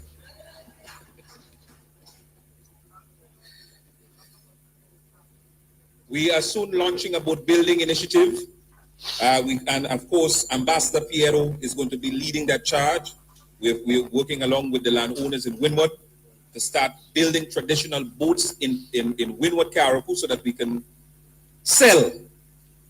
So it's a 2 or 3 in 1. We are building the traditional boat to keep the tradition alive by passing on the skills to the younger generation. And we are also creating revenue, jobs for our young people. And we are also exporting our way of life and spreading our traditions around the world. Carriacou is known as a cradle of culture. We are now partnered with the Greater Lotteries Authority. We are teaching steel pan in our schools, string music, and many other things. This is a first for Carriacou, that the government of Grenada, that the Ministry of Carriacou and Petit Martinique has taken this bold step in recognizing that we have to do everything in our power to keep our rich culture and tradition alive. And this is why the string band music and the steel pan and all of the other things are being taught in our schools. And of course, I want to recognize the culture train, Brother Basie, Brother Andy Matheson, and the others who are working tirelessly in making it a reality. Mr. Leo, where's Brother Leo? Don't be afraid, don't worry. The Hillsborough jetty coming. It's a work in progress. The Prime Minister will talk a little bit more on it. Implementation of local government. We're working tirelessly and closely with the Ministry of Legal Affairs for the implementation of local government in Carriacou and Petit Martinique. Now, if I continue to talk, they will run me. This town hall meeting is ready to hear from you. This is a short, very short update in what we are doing in Carriacou and Petit Martinique, and it's only 2 years. Think about what we'll be able to do in 25 years. Thank you. All right, and you realize you got a big round of applause, they call it last night for that little short presentation, because what they've been doing in the town halls, they've been limiting the speakers. You know, give them maybe 5 minutes, in some instance 10 minutes, depends on your position. And did a fantastic job. But I think the presentation last night was remarkable. What was interesting, is that um, the video that was presented, and I could, I saw people there just paying attention, and when they see the village come up, so I mean, it tells me it reached them. Yeah. They were connecting with it, and I think that I mean, I was also following somebody comments. Some people say, "Boy, Carriacou looking at as a first world country now." I mean, that said, yes, I could understand that, but I think for me, one of the takeaways from it was what's going to happen. We know going to be Kim. When you planning to travel, you will be living on Ichiblaise Airport, not Lewiston anymore. Ichiblaise. And you see, I think that is significant for the role that Ichiblaise played in this country, on these islands. I mean, he was the one. He was the one who really led this place to where it is. I mean, he gave us the framework for local government by putting in the constitution as our independence gift, and I think he is duly rewarded and honored for being the one who really lifted the Carriacou lifestyle. Let me take a call. Hold on. Vibes FM, landline caller. Hello. Yeah, hello. Yes, come in. Good afternoon, Mr. Neil. Hi, good afternoon. I looked at the town hall last night, and they say a picture tells 1,000 words. Well, that video spoke 1,000 words and more. Yeah. But what was the icing on the cake, Kim, is when I heard the announcement that the airport renaming. And you know where I stand on that? Yeah. So I heard it officially now broadcast to the nation, and it's coming. I had I don't want to say I have behind it, but I brought it up with the minister when I was there. Uh-huh. So I'm happy to hear that you're going to come through as promised. Okay. I don't know what you're going to do because they were under the jobs, man. Okay. But yeah, they gotta spread it out so that they look like they're doing something every other day because they're working the fast. There's so much been done. So much been done. But great achievement so far. Keep it up. Okay. All right. Okay, have a wonderful day. Okay, thank you so much. Koi, did you see the video too where they showed the heliport, the helipad? Yes. Yeah, of course. Because by the time that's included in the village, in the health village. Yes. Yeah. I think it was good to know that if you're in the future, and the emergencies in Carriacou, you'll be able to get the helicopter to go down. Yeah, I mean, I have heard during the election campaigning, I heard the Prime Minister give a thought to that it would be a good thing. Yeah, and in fact, he was even talking about it in Pitimatnik. Yes, as a base there. But of course, it may still be there in terms of accessibility to all the islands. Yeah, I think, that is so positive. Yeah, definitely, And speaking about the airport, this is when the announcement was made. Listen to the reaction as well too. Well, I was hoping that Prime Minister would make the announcement, but since he gave me the task, it's a big announcement, and the recommendation is to rename the airport to what?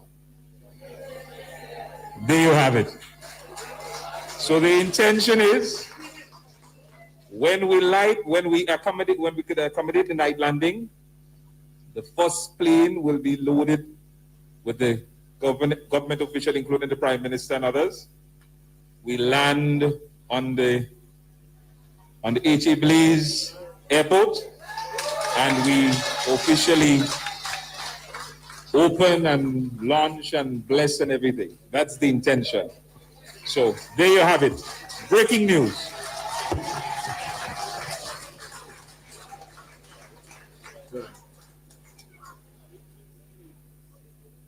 So, brothers and sisters, you see, we appreciate the need to honor those who've gone before us and make sure that their immortality lives by recognizing the good deeds, irrespective of the political divide or the side that they may come from. So, and I want to emphasize this was not my idea. This was the idea of your hardworking MP. But it is clear it was his idea because it was your idea, right? And that is the way democracy is supposed to work. That is the way representation of the people is supposed to work. So we are committed to making sure this happens, but I want to make a point further.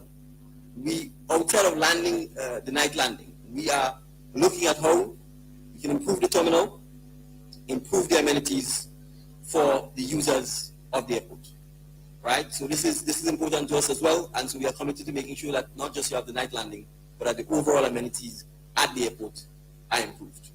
And in the medium term, we have to also be in a position where if we are going to support the increased economic development, we have to make a decision whether we get a brand new airport or whether we extend the runway.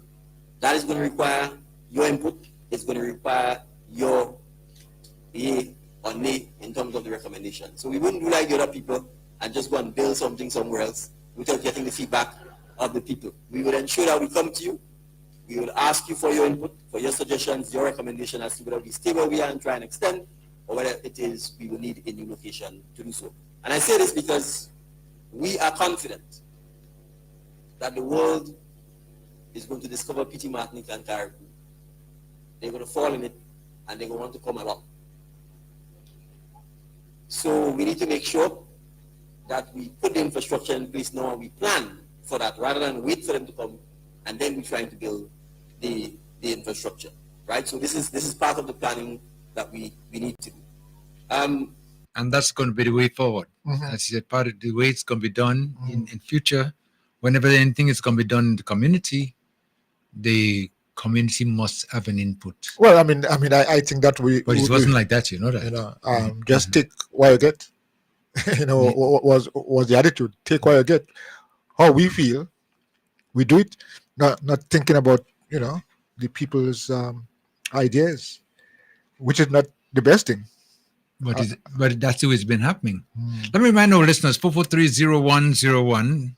Those are the number. You can call 439-0101. And the WhatsApp numbers, 403-0101 and 534-3097. Now, talking about the airport and the renaming of the airport, you'd realize that people have been clamoring for this for the longest while.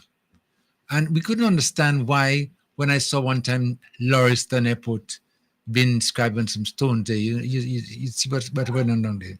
That, in my view, that was out of place. Lauriston Airport? Yeah. That's what they had. Yeah. Yeah. The carelessness in which. Yeah. And yeah, I know. That's the side one day they're just gonna. Yeah. But we go in. We'll push that down, man. Guys, FM. Landline caller coming. Good afternoon. Yeah, good afternoon. Yeah. Good morning, and so Coy. Yeah. To you. And I know some of you is on the other line, right? Yeah, go ahead. So you're wrong still? No. Kim? No. It's gone. Right.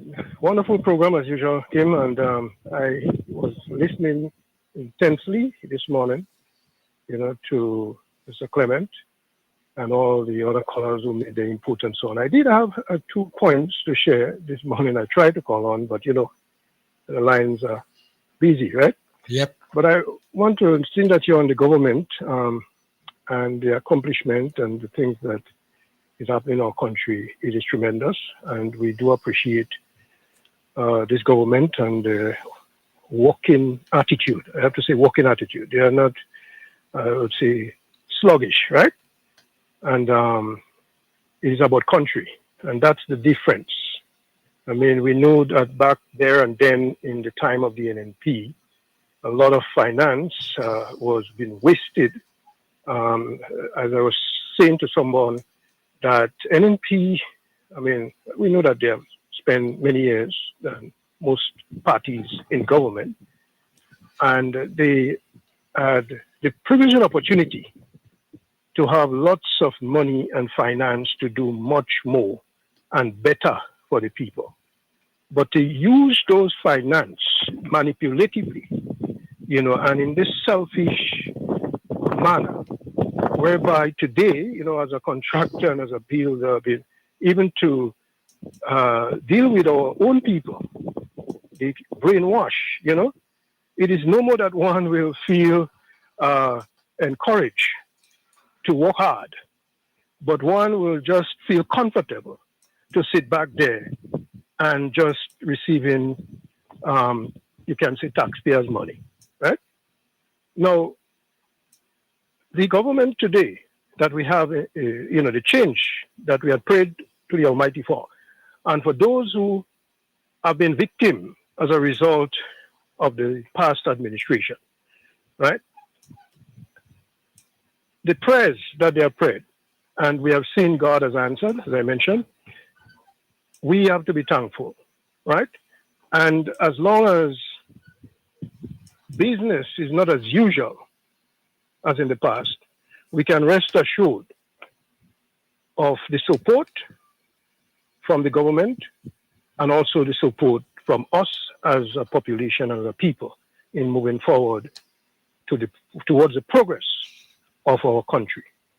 And that is one of the things that, I always share with many, as they will ask me, what do I think of the government? Are they, folks from in the diaspora and so on? And I would say the same thing.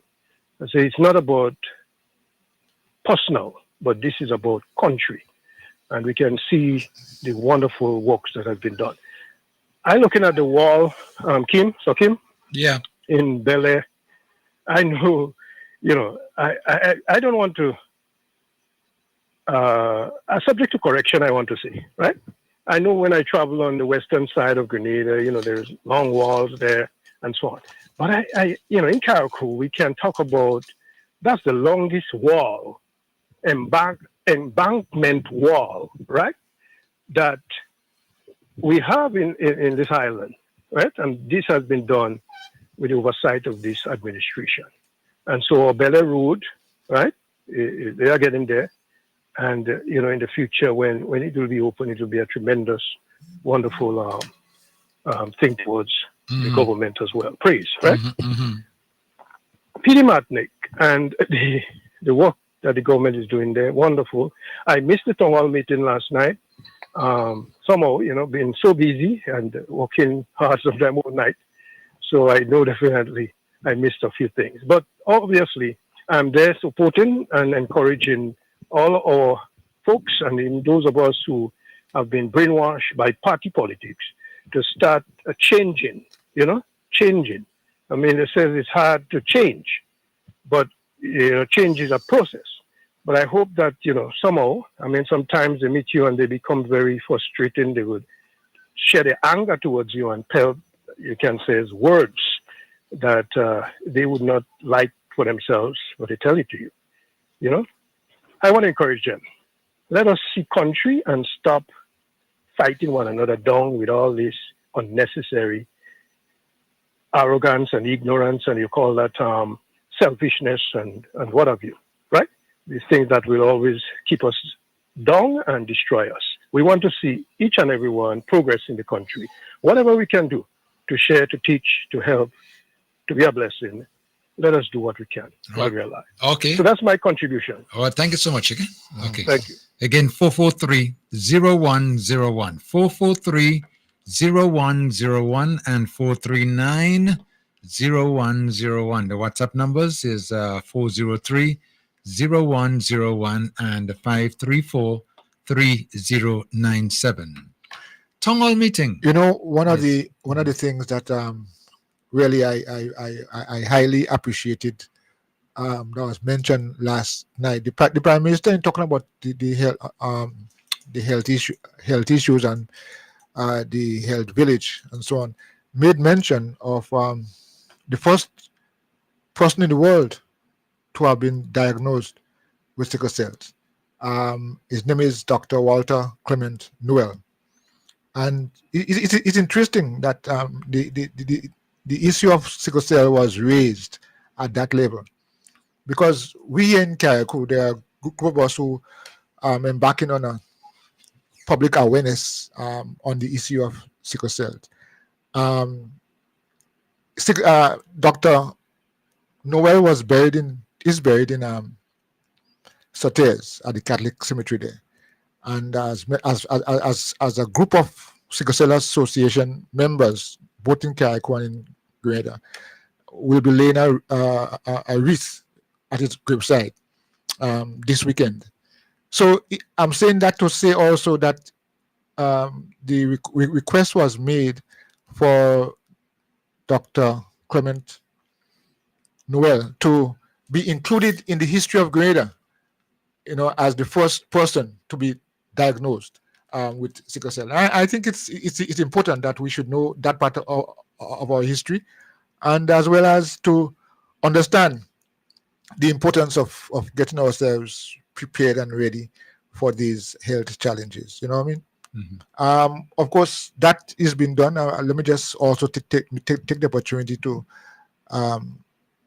Sickle Cell Awareness Day is going to be on the 21st. That's tomorrow, and we in Carriacou, as a group of people who concerned or advocating for the rights of people living with and families with sickle cell, we're going to be having a lot of some activities. And by the way, we're going to be at the Hillsborough Museum this afternoon from 4:30 as part of that whole coming together to discuss and to get to understand more of the issues. Dr. Walter Clement Noel will be featured. Discussions and important information will be shared at that time. So if you are wrong, then anybody who are wrong, then you want to be part of that, we'll be at the museum this afternoon from 4:30 discussing those very important issues. Okay. 443-0101, 439-0101. Those are the landline numbers. And the WhatsApp numbers 403-0101 and 534-3097. Landline caller, you're next. Caller, come in. Hello? Yes, Hello? yes, you're on. Yes, you're on now. Yeah, good afternoon to the panel. Yeah. Yes, sir. Well, I was looking at that. I'm from Grenada, and I was looking at that on a smart television. And that's the best thing I've ever seen in my life. That video raised the country in Caribou. Yeah. You want something to Grenada, man? send Kevin and do something for us in Grenada, please. Wow. Yeah. What? I could sit for the whole day, I could sit there. Yeah. Yeah, it was wonderful. Wonderful meeting and everything. Yeah. Was wonderful and peaceful. Yeah. I like that. Yep. So take care of all yourself. Okay, well, thank you so much. You're welcome, brother. Okay, bye. A lot of people impressed with the, Yeah, with the, yeah, with the yeah. show in there. And, Carriacou and Peter Matnick, in my view, I think this administration been very generous to us as Carriacouans and Peter Matnick. Well, I guess they promised that. They promised that they're going to lift But we've been up hearing, us out of this kind of thing. But we've been hearing a lot of promises like that in the past. In the past, but of course, what's Tevin word? Boots on the ground? Not saying things and not being able to deliver, boots on the ground. And Talk about action, just talking. Yeah. This You talking walking the thing. walk. Yes, walking the walk. Walking the walk. Yeah. I think it's good. It's positive. And what is interesting, this is only in 2 years. Mm-hmm. Somebody is saying that they should slow down because they might not have anything to do. When I saw last night the video which shows the underwater sculpture, I was really, really, really, really impressed. Because imagine you're going to have something like this in Carriacou. This is Carriacou, Yeah, it's Carriacou. Carriacou is not the name that's been out there, because what happens? A lot of people from Carriacou, Peter Matnick, would travel abroad, and when you ask them where they're from, they'll say Grenada. Not saying Carriacou. Yeah. But I believe now that the narrative is changing, and you're going to find more people now using the name Carriacou, because Carriacou is becoming a destination now. That's what. Okay. Now, the next thing I want to touch on quickly, big applause last night. Big applause last night when our Prime Minister spoke on this topic regarding the port. Oh. Listen. If we can go to a matter that is more local, and that is the port. I think we have a report on the state of the port at Hillsborough. So I looked through our manifesto commitment to the people of Petit Martinique and Carriacou before coming in. Because I wanted to make sure that you hold us accountable.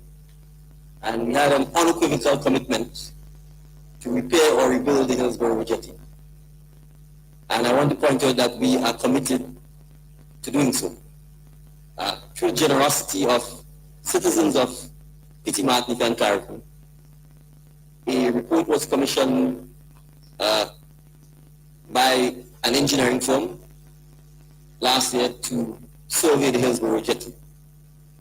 They have made two recommendations.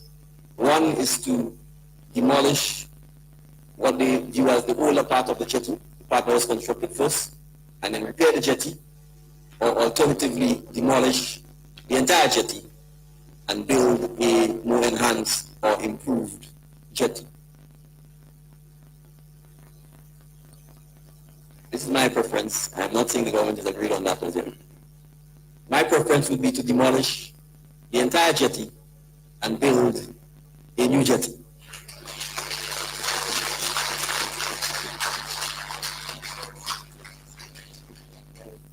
It doesn't matter, I'll hold it.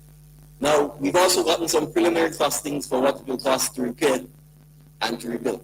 The estimated cost, and you know in construction, the cost only lasts about 14 years. Every 14 years, the code changes. The estimated cost, and that's genuine because we import all our materials and ship and so on. The estimated cost for a new build is around the region of $2.5 million US. The estimated cost for a renovation is around 1.5, give or take, million US. So we have an extra million, assuming the estimates are accurate, if we want to do a new build.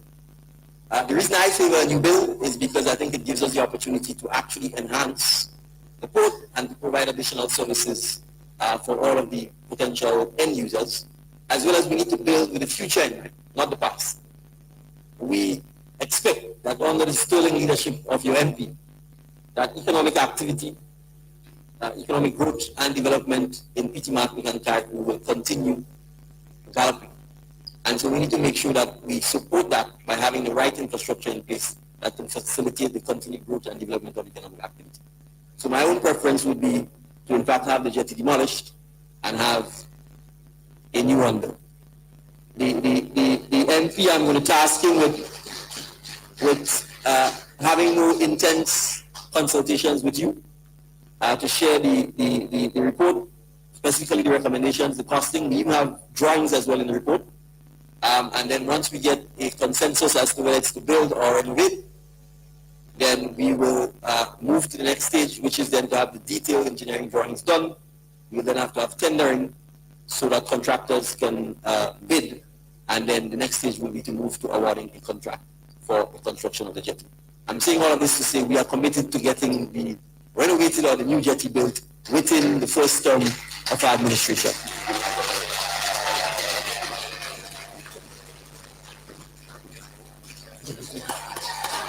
The first one, huh?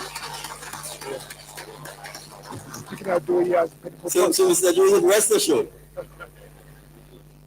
I want to be able to come back to the Petit Martinique and Carriacou peacefully. I don't want to be declared persona non grata. I want to make sure that I still get my curry goat and my dumpling and my rice and peas. So we are committed to ensuring that this happens. I shared with the MP a detailed schedule provided by the Grenada Airports Authority on ongoing work to make sure that we can fly into Carriacou at night on a plane.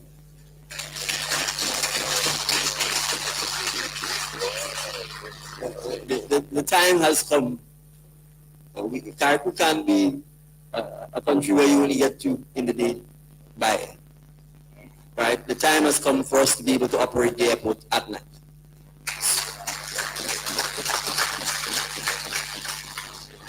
So the obstacle lighting is actually being erected as we speak. The team is working on it, and we will do everything in our power to be able to make sure that if this doesn't happen before the end of this year, that by hopefully the first half of next year, we're in a position to get the night landing effective and operational. MP for PT Martinique and Caribou, can I ask you to make a recommendation to the people to get their response? Okay, so there you have it there.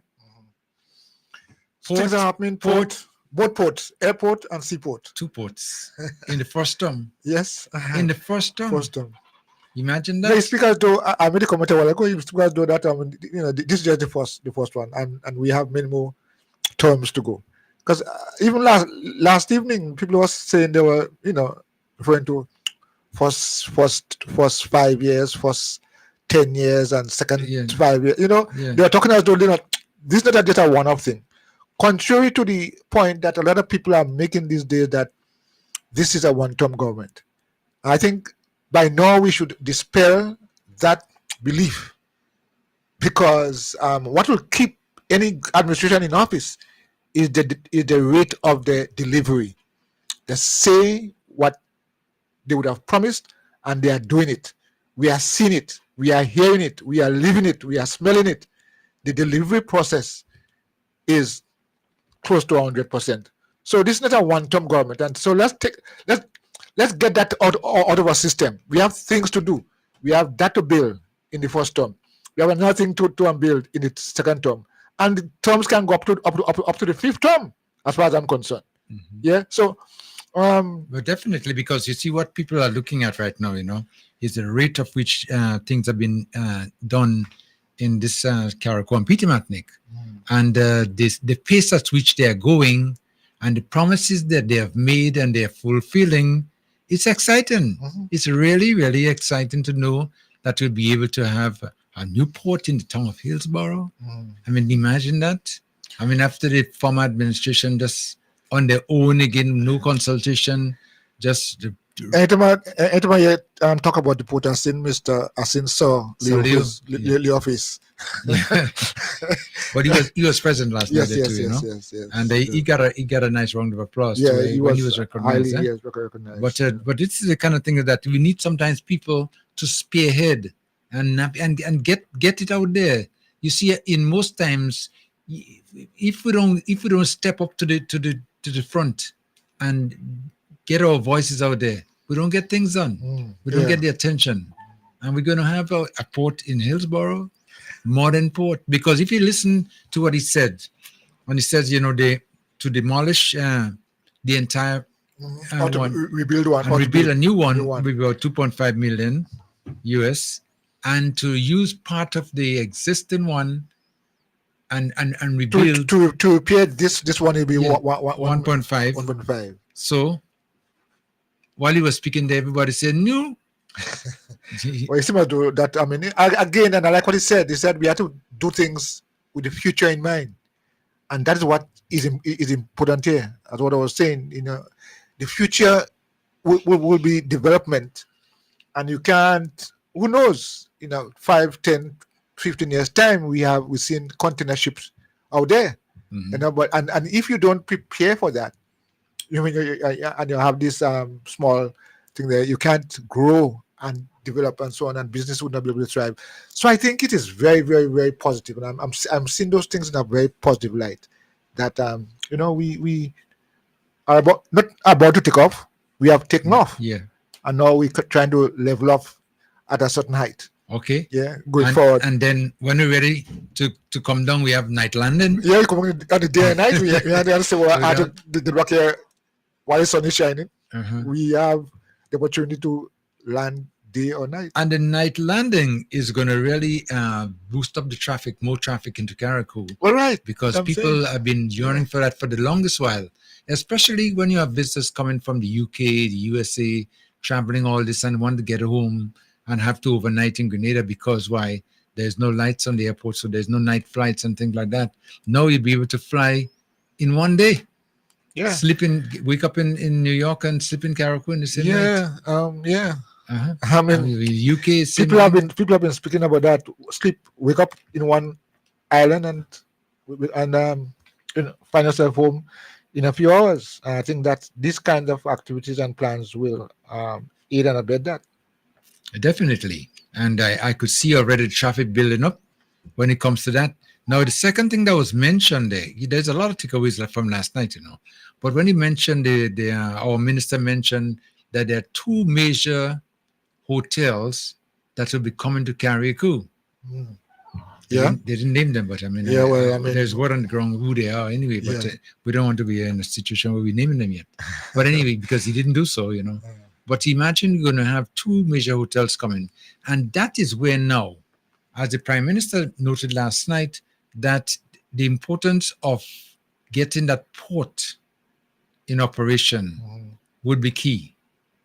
And he also mentioned again with the improving of the airport that we have right now, there's consideration that they're looking at, right? The things that they're looking at, whereby they're looking maybe to lengthen their strip so you could have bigger planes coming in.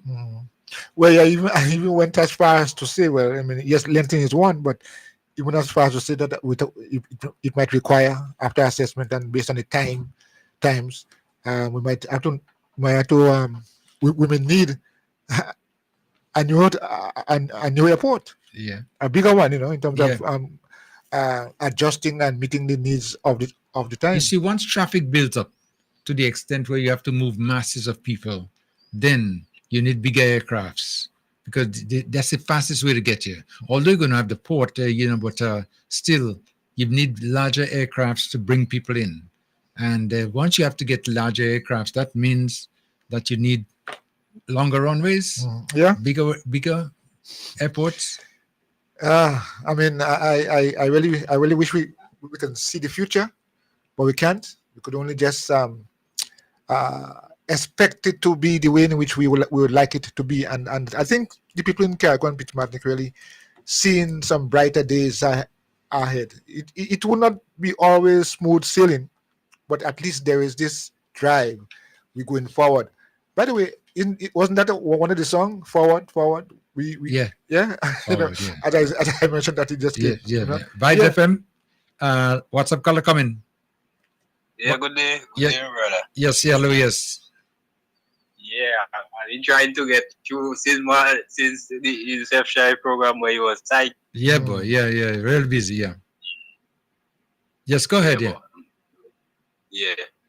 I want to, with all the development that is going on, it's good to see and it's nice thing that you have a project that was on stream a couple of years ago before. That is the installation of the solar panels up in Lim area, which is a project that I compliment because we could have is that very well here in Carriacou, but the location that they use to install the panels is which that I have a problem with. Two, the problems I have with one with security, and the next one, the prime agricultural land that he uptakes, I saw it coming, which is not necessary. Yeah. The prime agricultural land that he take, which, and if we, when I look at some of the development that we planning for Carriacou, we have to be careful of the things and the steps that we take because we're embracing technology and we have to embrace it with a mindful. We can't give up our style of living to accept technology and then technology fail us and we forget how we would stay. Because one thing, the location of the panels is very dangerous. These panels are supposed to be located in an area like that because if they look like in the Limne where they have the panel set up, I think the best area in that area was high up on the hill. We could have the sun much better. You have much security away from the public. You was with the radiation and all these things, which is very dangerous. And then you have a better security at the panel, because there is a panel that will supply energy to the people and to the island. So we have to think in terms of security, we have to think in terms of health, and we have to think in terms of our land usage. Yeah. And when I watch a product, it violate all them product they, them process they. Yeah. Yeah. Yeah. I get it. And that project that this present government should have make a stop into and change the location of it, because it won't benefit us in the future. They, with them panels, they eventually go out to move.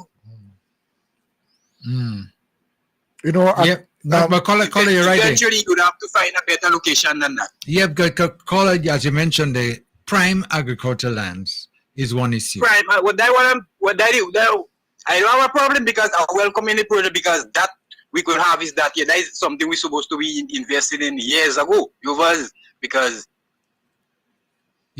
a valuable resource that we could utilize. Yeah.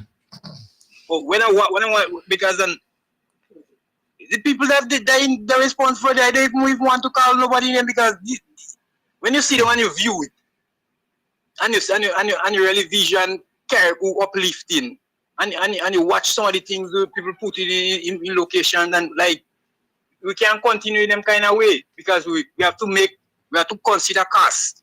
Every time every day costs go up. Yeah.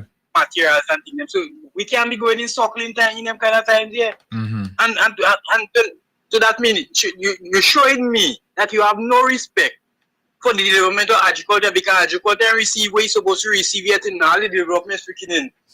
Agriculture is the one that get where it's supposed to get up to a level. We know we have what we have to get, but what I'm saying, we have to show me that level of respect there. Yep. That is one of the main firms that's supposed to be leading and showing administration of these things in Caribou. You know, you take the panel and put it down in a flat area like that. Sometimes the area there is waterlogged and all. Yep. You was electricity and water. And you have so much of people there. We're supposed to see that and prevent that day from happening. And so that is what I'm telling you. When we have this kind of situation happening, and we have people that could see them things and they cannot speak, or they don't care about the future, we have a serious problem. Okay, somebody's making a comment here. Let me just read it. It says, Kim, please note that the installation of those panels in that area was done by the previous administration. Yeah, and I say that already. You're correct. Yes. And he says that, but the present administration could not have done anything about it, because it was already in the pipeline, ready for installation, and they could have not done anything about it. So I guess because I check on it and the information they give me, but okay. I can't satisfy, because no, you can't tell me that. Check for instance, we meet greater so much a crime, and you're trying to get the guns off the street. You go continue in the same path, you continue, you go implement the same thing you will implement it when you know that could drag you along the way for our next 100 years. You go take that risk. Yeah. We have to. The problem you getting rid of, is not to maintain things. We getting rid of the problem, so that them things would not happen again. We ain't come to maintain. We have to get rid of the problem. And if the project ain't qualified, because they were planning, that's the use of the planning and all them division. When you certify something, it must be safe, it must be appropriate for the use of the public. And that violates that day. So I don't know if you have something else behind it. Are they on it? There was I think even the Prime Minister mentioned that last night, that there was one time something. Well, I missed that town meeting last night, because I know I miss it, but I miss it. I don't know if it's for a good reason or for a bad reason, but I was planning for it so much that I miss it. But yeah, because I wanted to see the Prime Minister face to face too. Okay. But no, what I was saying is that there was a project many years ago to put up some panels in the Mount Royal area on top of the hill there. And that had to be shelved. With the wind farm? Yes, the wind farm. Yeah, yeah, because that was the intention to supply electricity. Yeah. And the Prime Minister said that, in fact, a grant was given for that purpose, and up to now, nothing has happened. And he said they lost the grant. Yeah, and he said, I think he said that he will try to see what he can salvage out of that, because it's just there without no kind of direction. But Cole, as you mentioned there, and I just want to just go back on that again there. You're talking about prime agricultural land being used for the purpose. Now, the purpose is needed, especially when it comes to reducing energy, but there are many other places that could have been installed rather than where it is right now. And that's a shame. Yeah, and more beneficial. Yeah. With having much more energy than where it is located.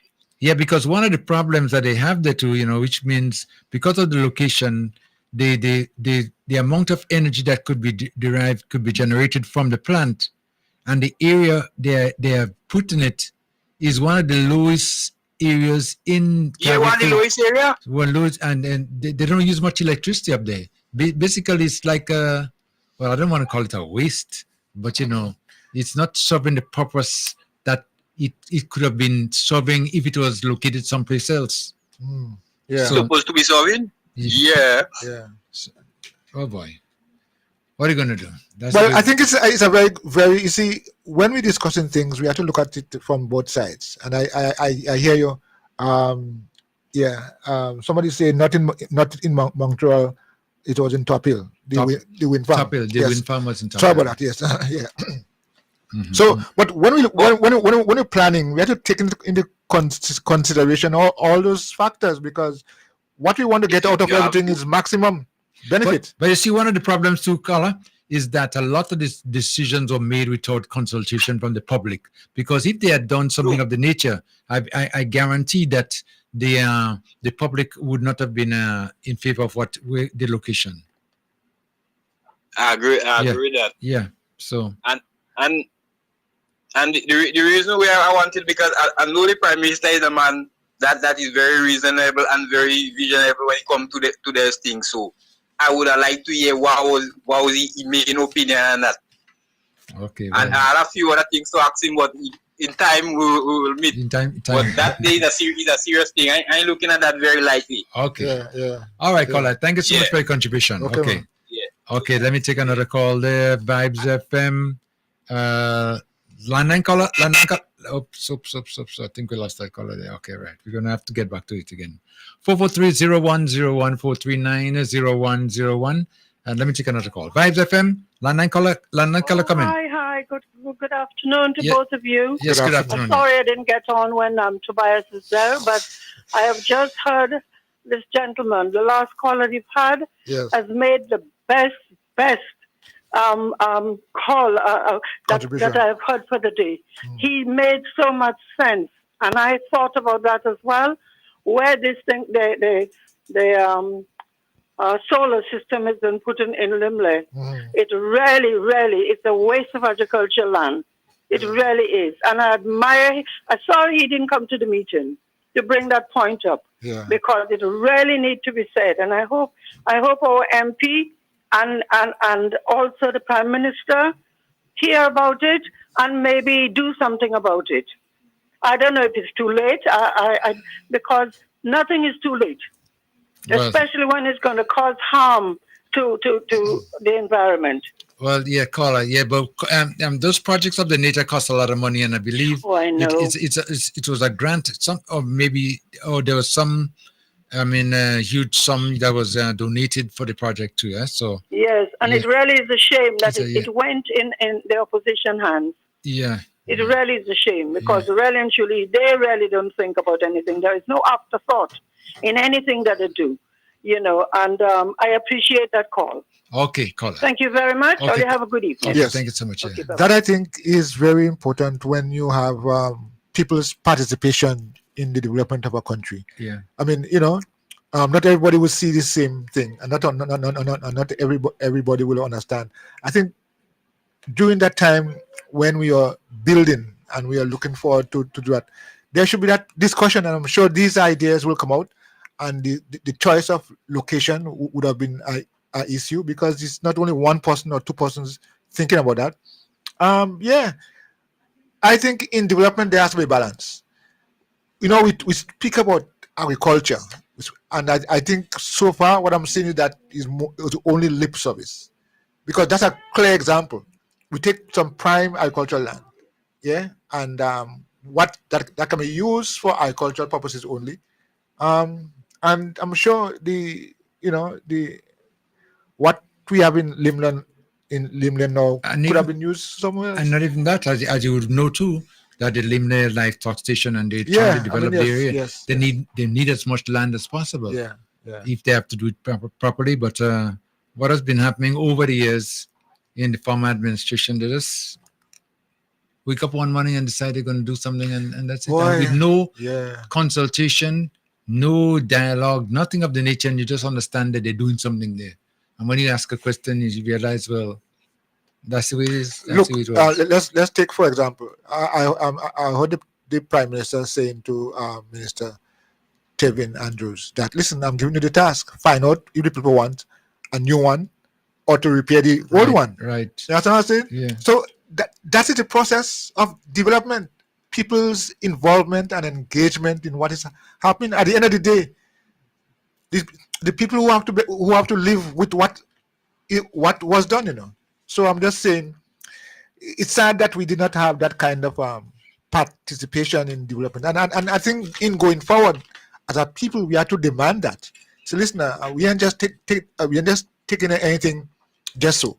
We are going to be involved and engaged, discuss it, look at the pros and cons, and see where we can all benefit.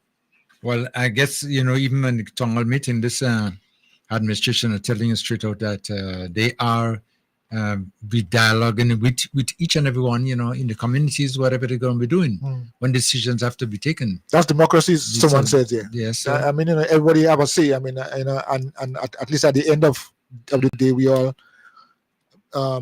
build together. Okay. All right. Sky, is after 2? After 2 already? After 2, yes. Wow, I was not even looking at it. It's Wow, after 2. what? Time for us to try to see if we could get our wrap up, as we always do, and in our programs, So let me final take on today's program. It was very interesting. I followed the comments, and everybody was just up in the arms against Mr. Clement. Yeah, I mean, a lot of things, but at the end of it, there was this kind of mellowing down, and even Mr. Clement himself said if he had known that or if he had seen that before, apparently he did not do any research or background check on that. Just take it at face value, and say and disrespected the Attorney General, in my view, by the comments that he made. Well, those comments, I believe, sometimes people say things, not really meaning. Sometimes you depends on the mood you're in. You use certain words, but I don't. I mean, really, I don't. You want to say you want to hold it against him?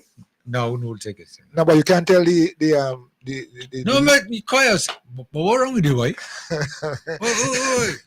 No, I know. Yeah, I know. What's the problem? I know. I understand what you're saying. I mean, that there, is a way of expressing feelings at the time. Yeah. Just to showing that you're not in favor of what was done, but that doesn't mean that the words I used there should be, something. Well, as a minister, as a former minister, government minister, hold on. Not minister, MP. You were never minister? No. No, okay, you're right. Yeah, but yes, but he ought to have. He led people. He led the whole the Northeast constituency for 2 years, for 2 terms, and I mean, I think we should give him a pass there. That should not have been, because we're talking about the development of our country. We're talking about going forward together. But however, he said it, and but you see, I think we have reached. We have passed that now. No, yeah, but I always say, discussions are important, communicating and this thing like that. We need to do that more often, exchanging ideas and listen to people's opinion. That's the only way we could go forward. And if you don't do things of the nature, really, you need to be like a one-man-ment. But what I'm saying is that you should have gotten all the facts. You should have listened to all those comments and all those issues. But nobody knows everything. And discussions open up those avenues whereby you have an idea, I have an idea. We put the 2 ideas together and we end up with... Yeah. But so that doesn't take Mr. Clement off the hook, because I'm saying, yes, I know, I understand your point. But the point is that we have to be responsible. I mean, we are leaders, not just people who just follow and react emotionally to things. His reaction initially was highly emotional. Yeah, moody, washy and moody. No, I mean, all these things. But get back to the substance that he started off with by saying that council should be their service. Yeah, well, okay. I mean, with reason and understanding now that we all agreed that some measure of legal advice should be there. And then, who is responsible? That's the next thing that needs to be settled out. But I think we have already settled who is responsible. No, the person who is responsible, the person who is responsible says, "I am responsible. I would take." That's public opinion. No, Sheldon's letter was not public opinion. Sheldon's letter says, it says, "Listen, I am responsible, and me, nobody else, would take responsibility for it." We're going to take it right there, okay? The views expressed on this program are those of the host and guests and not the views of this radio station.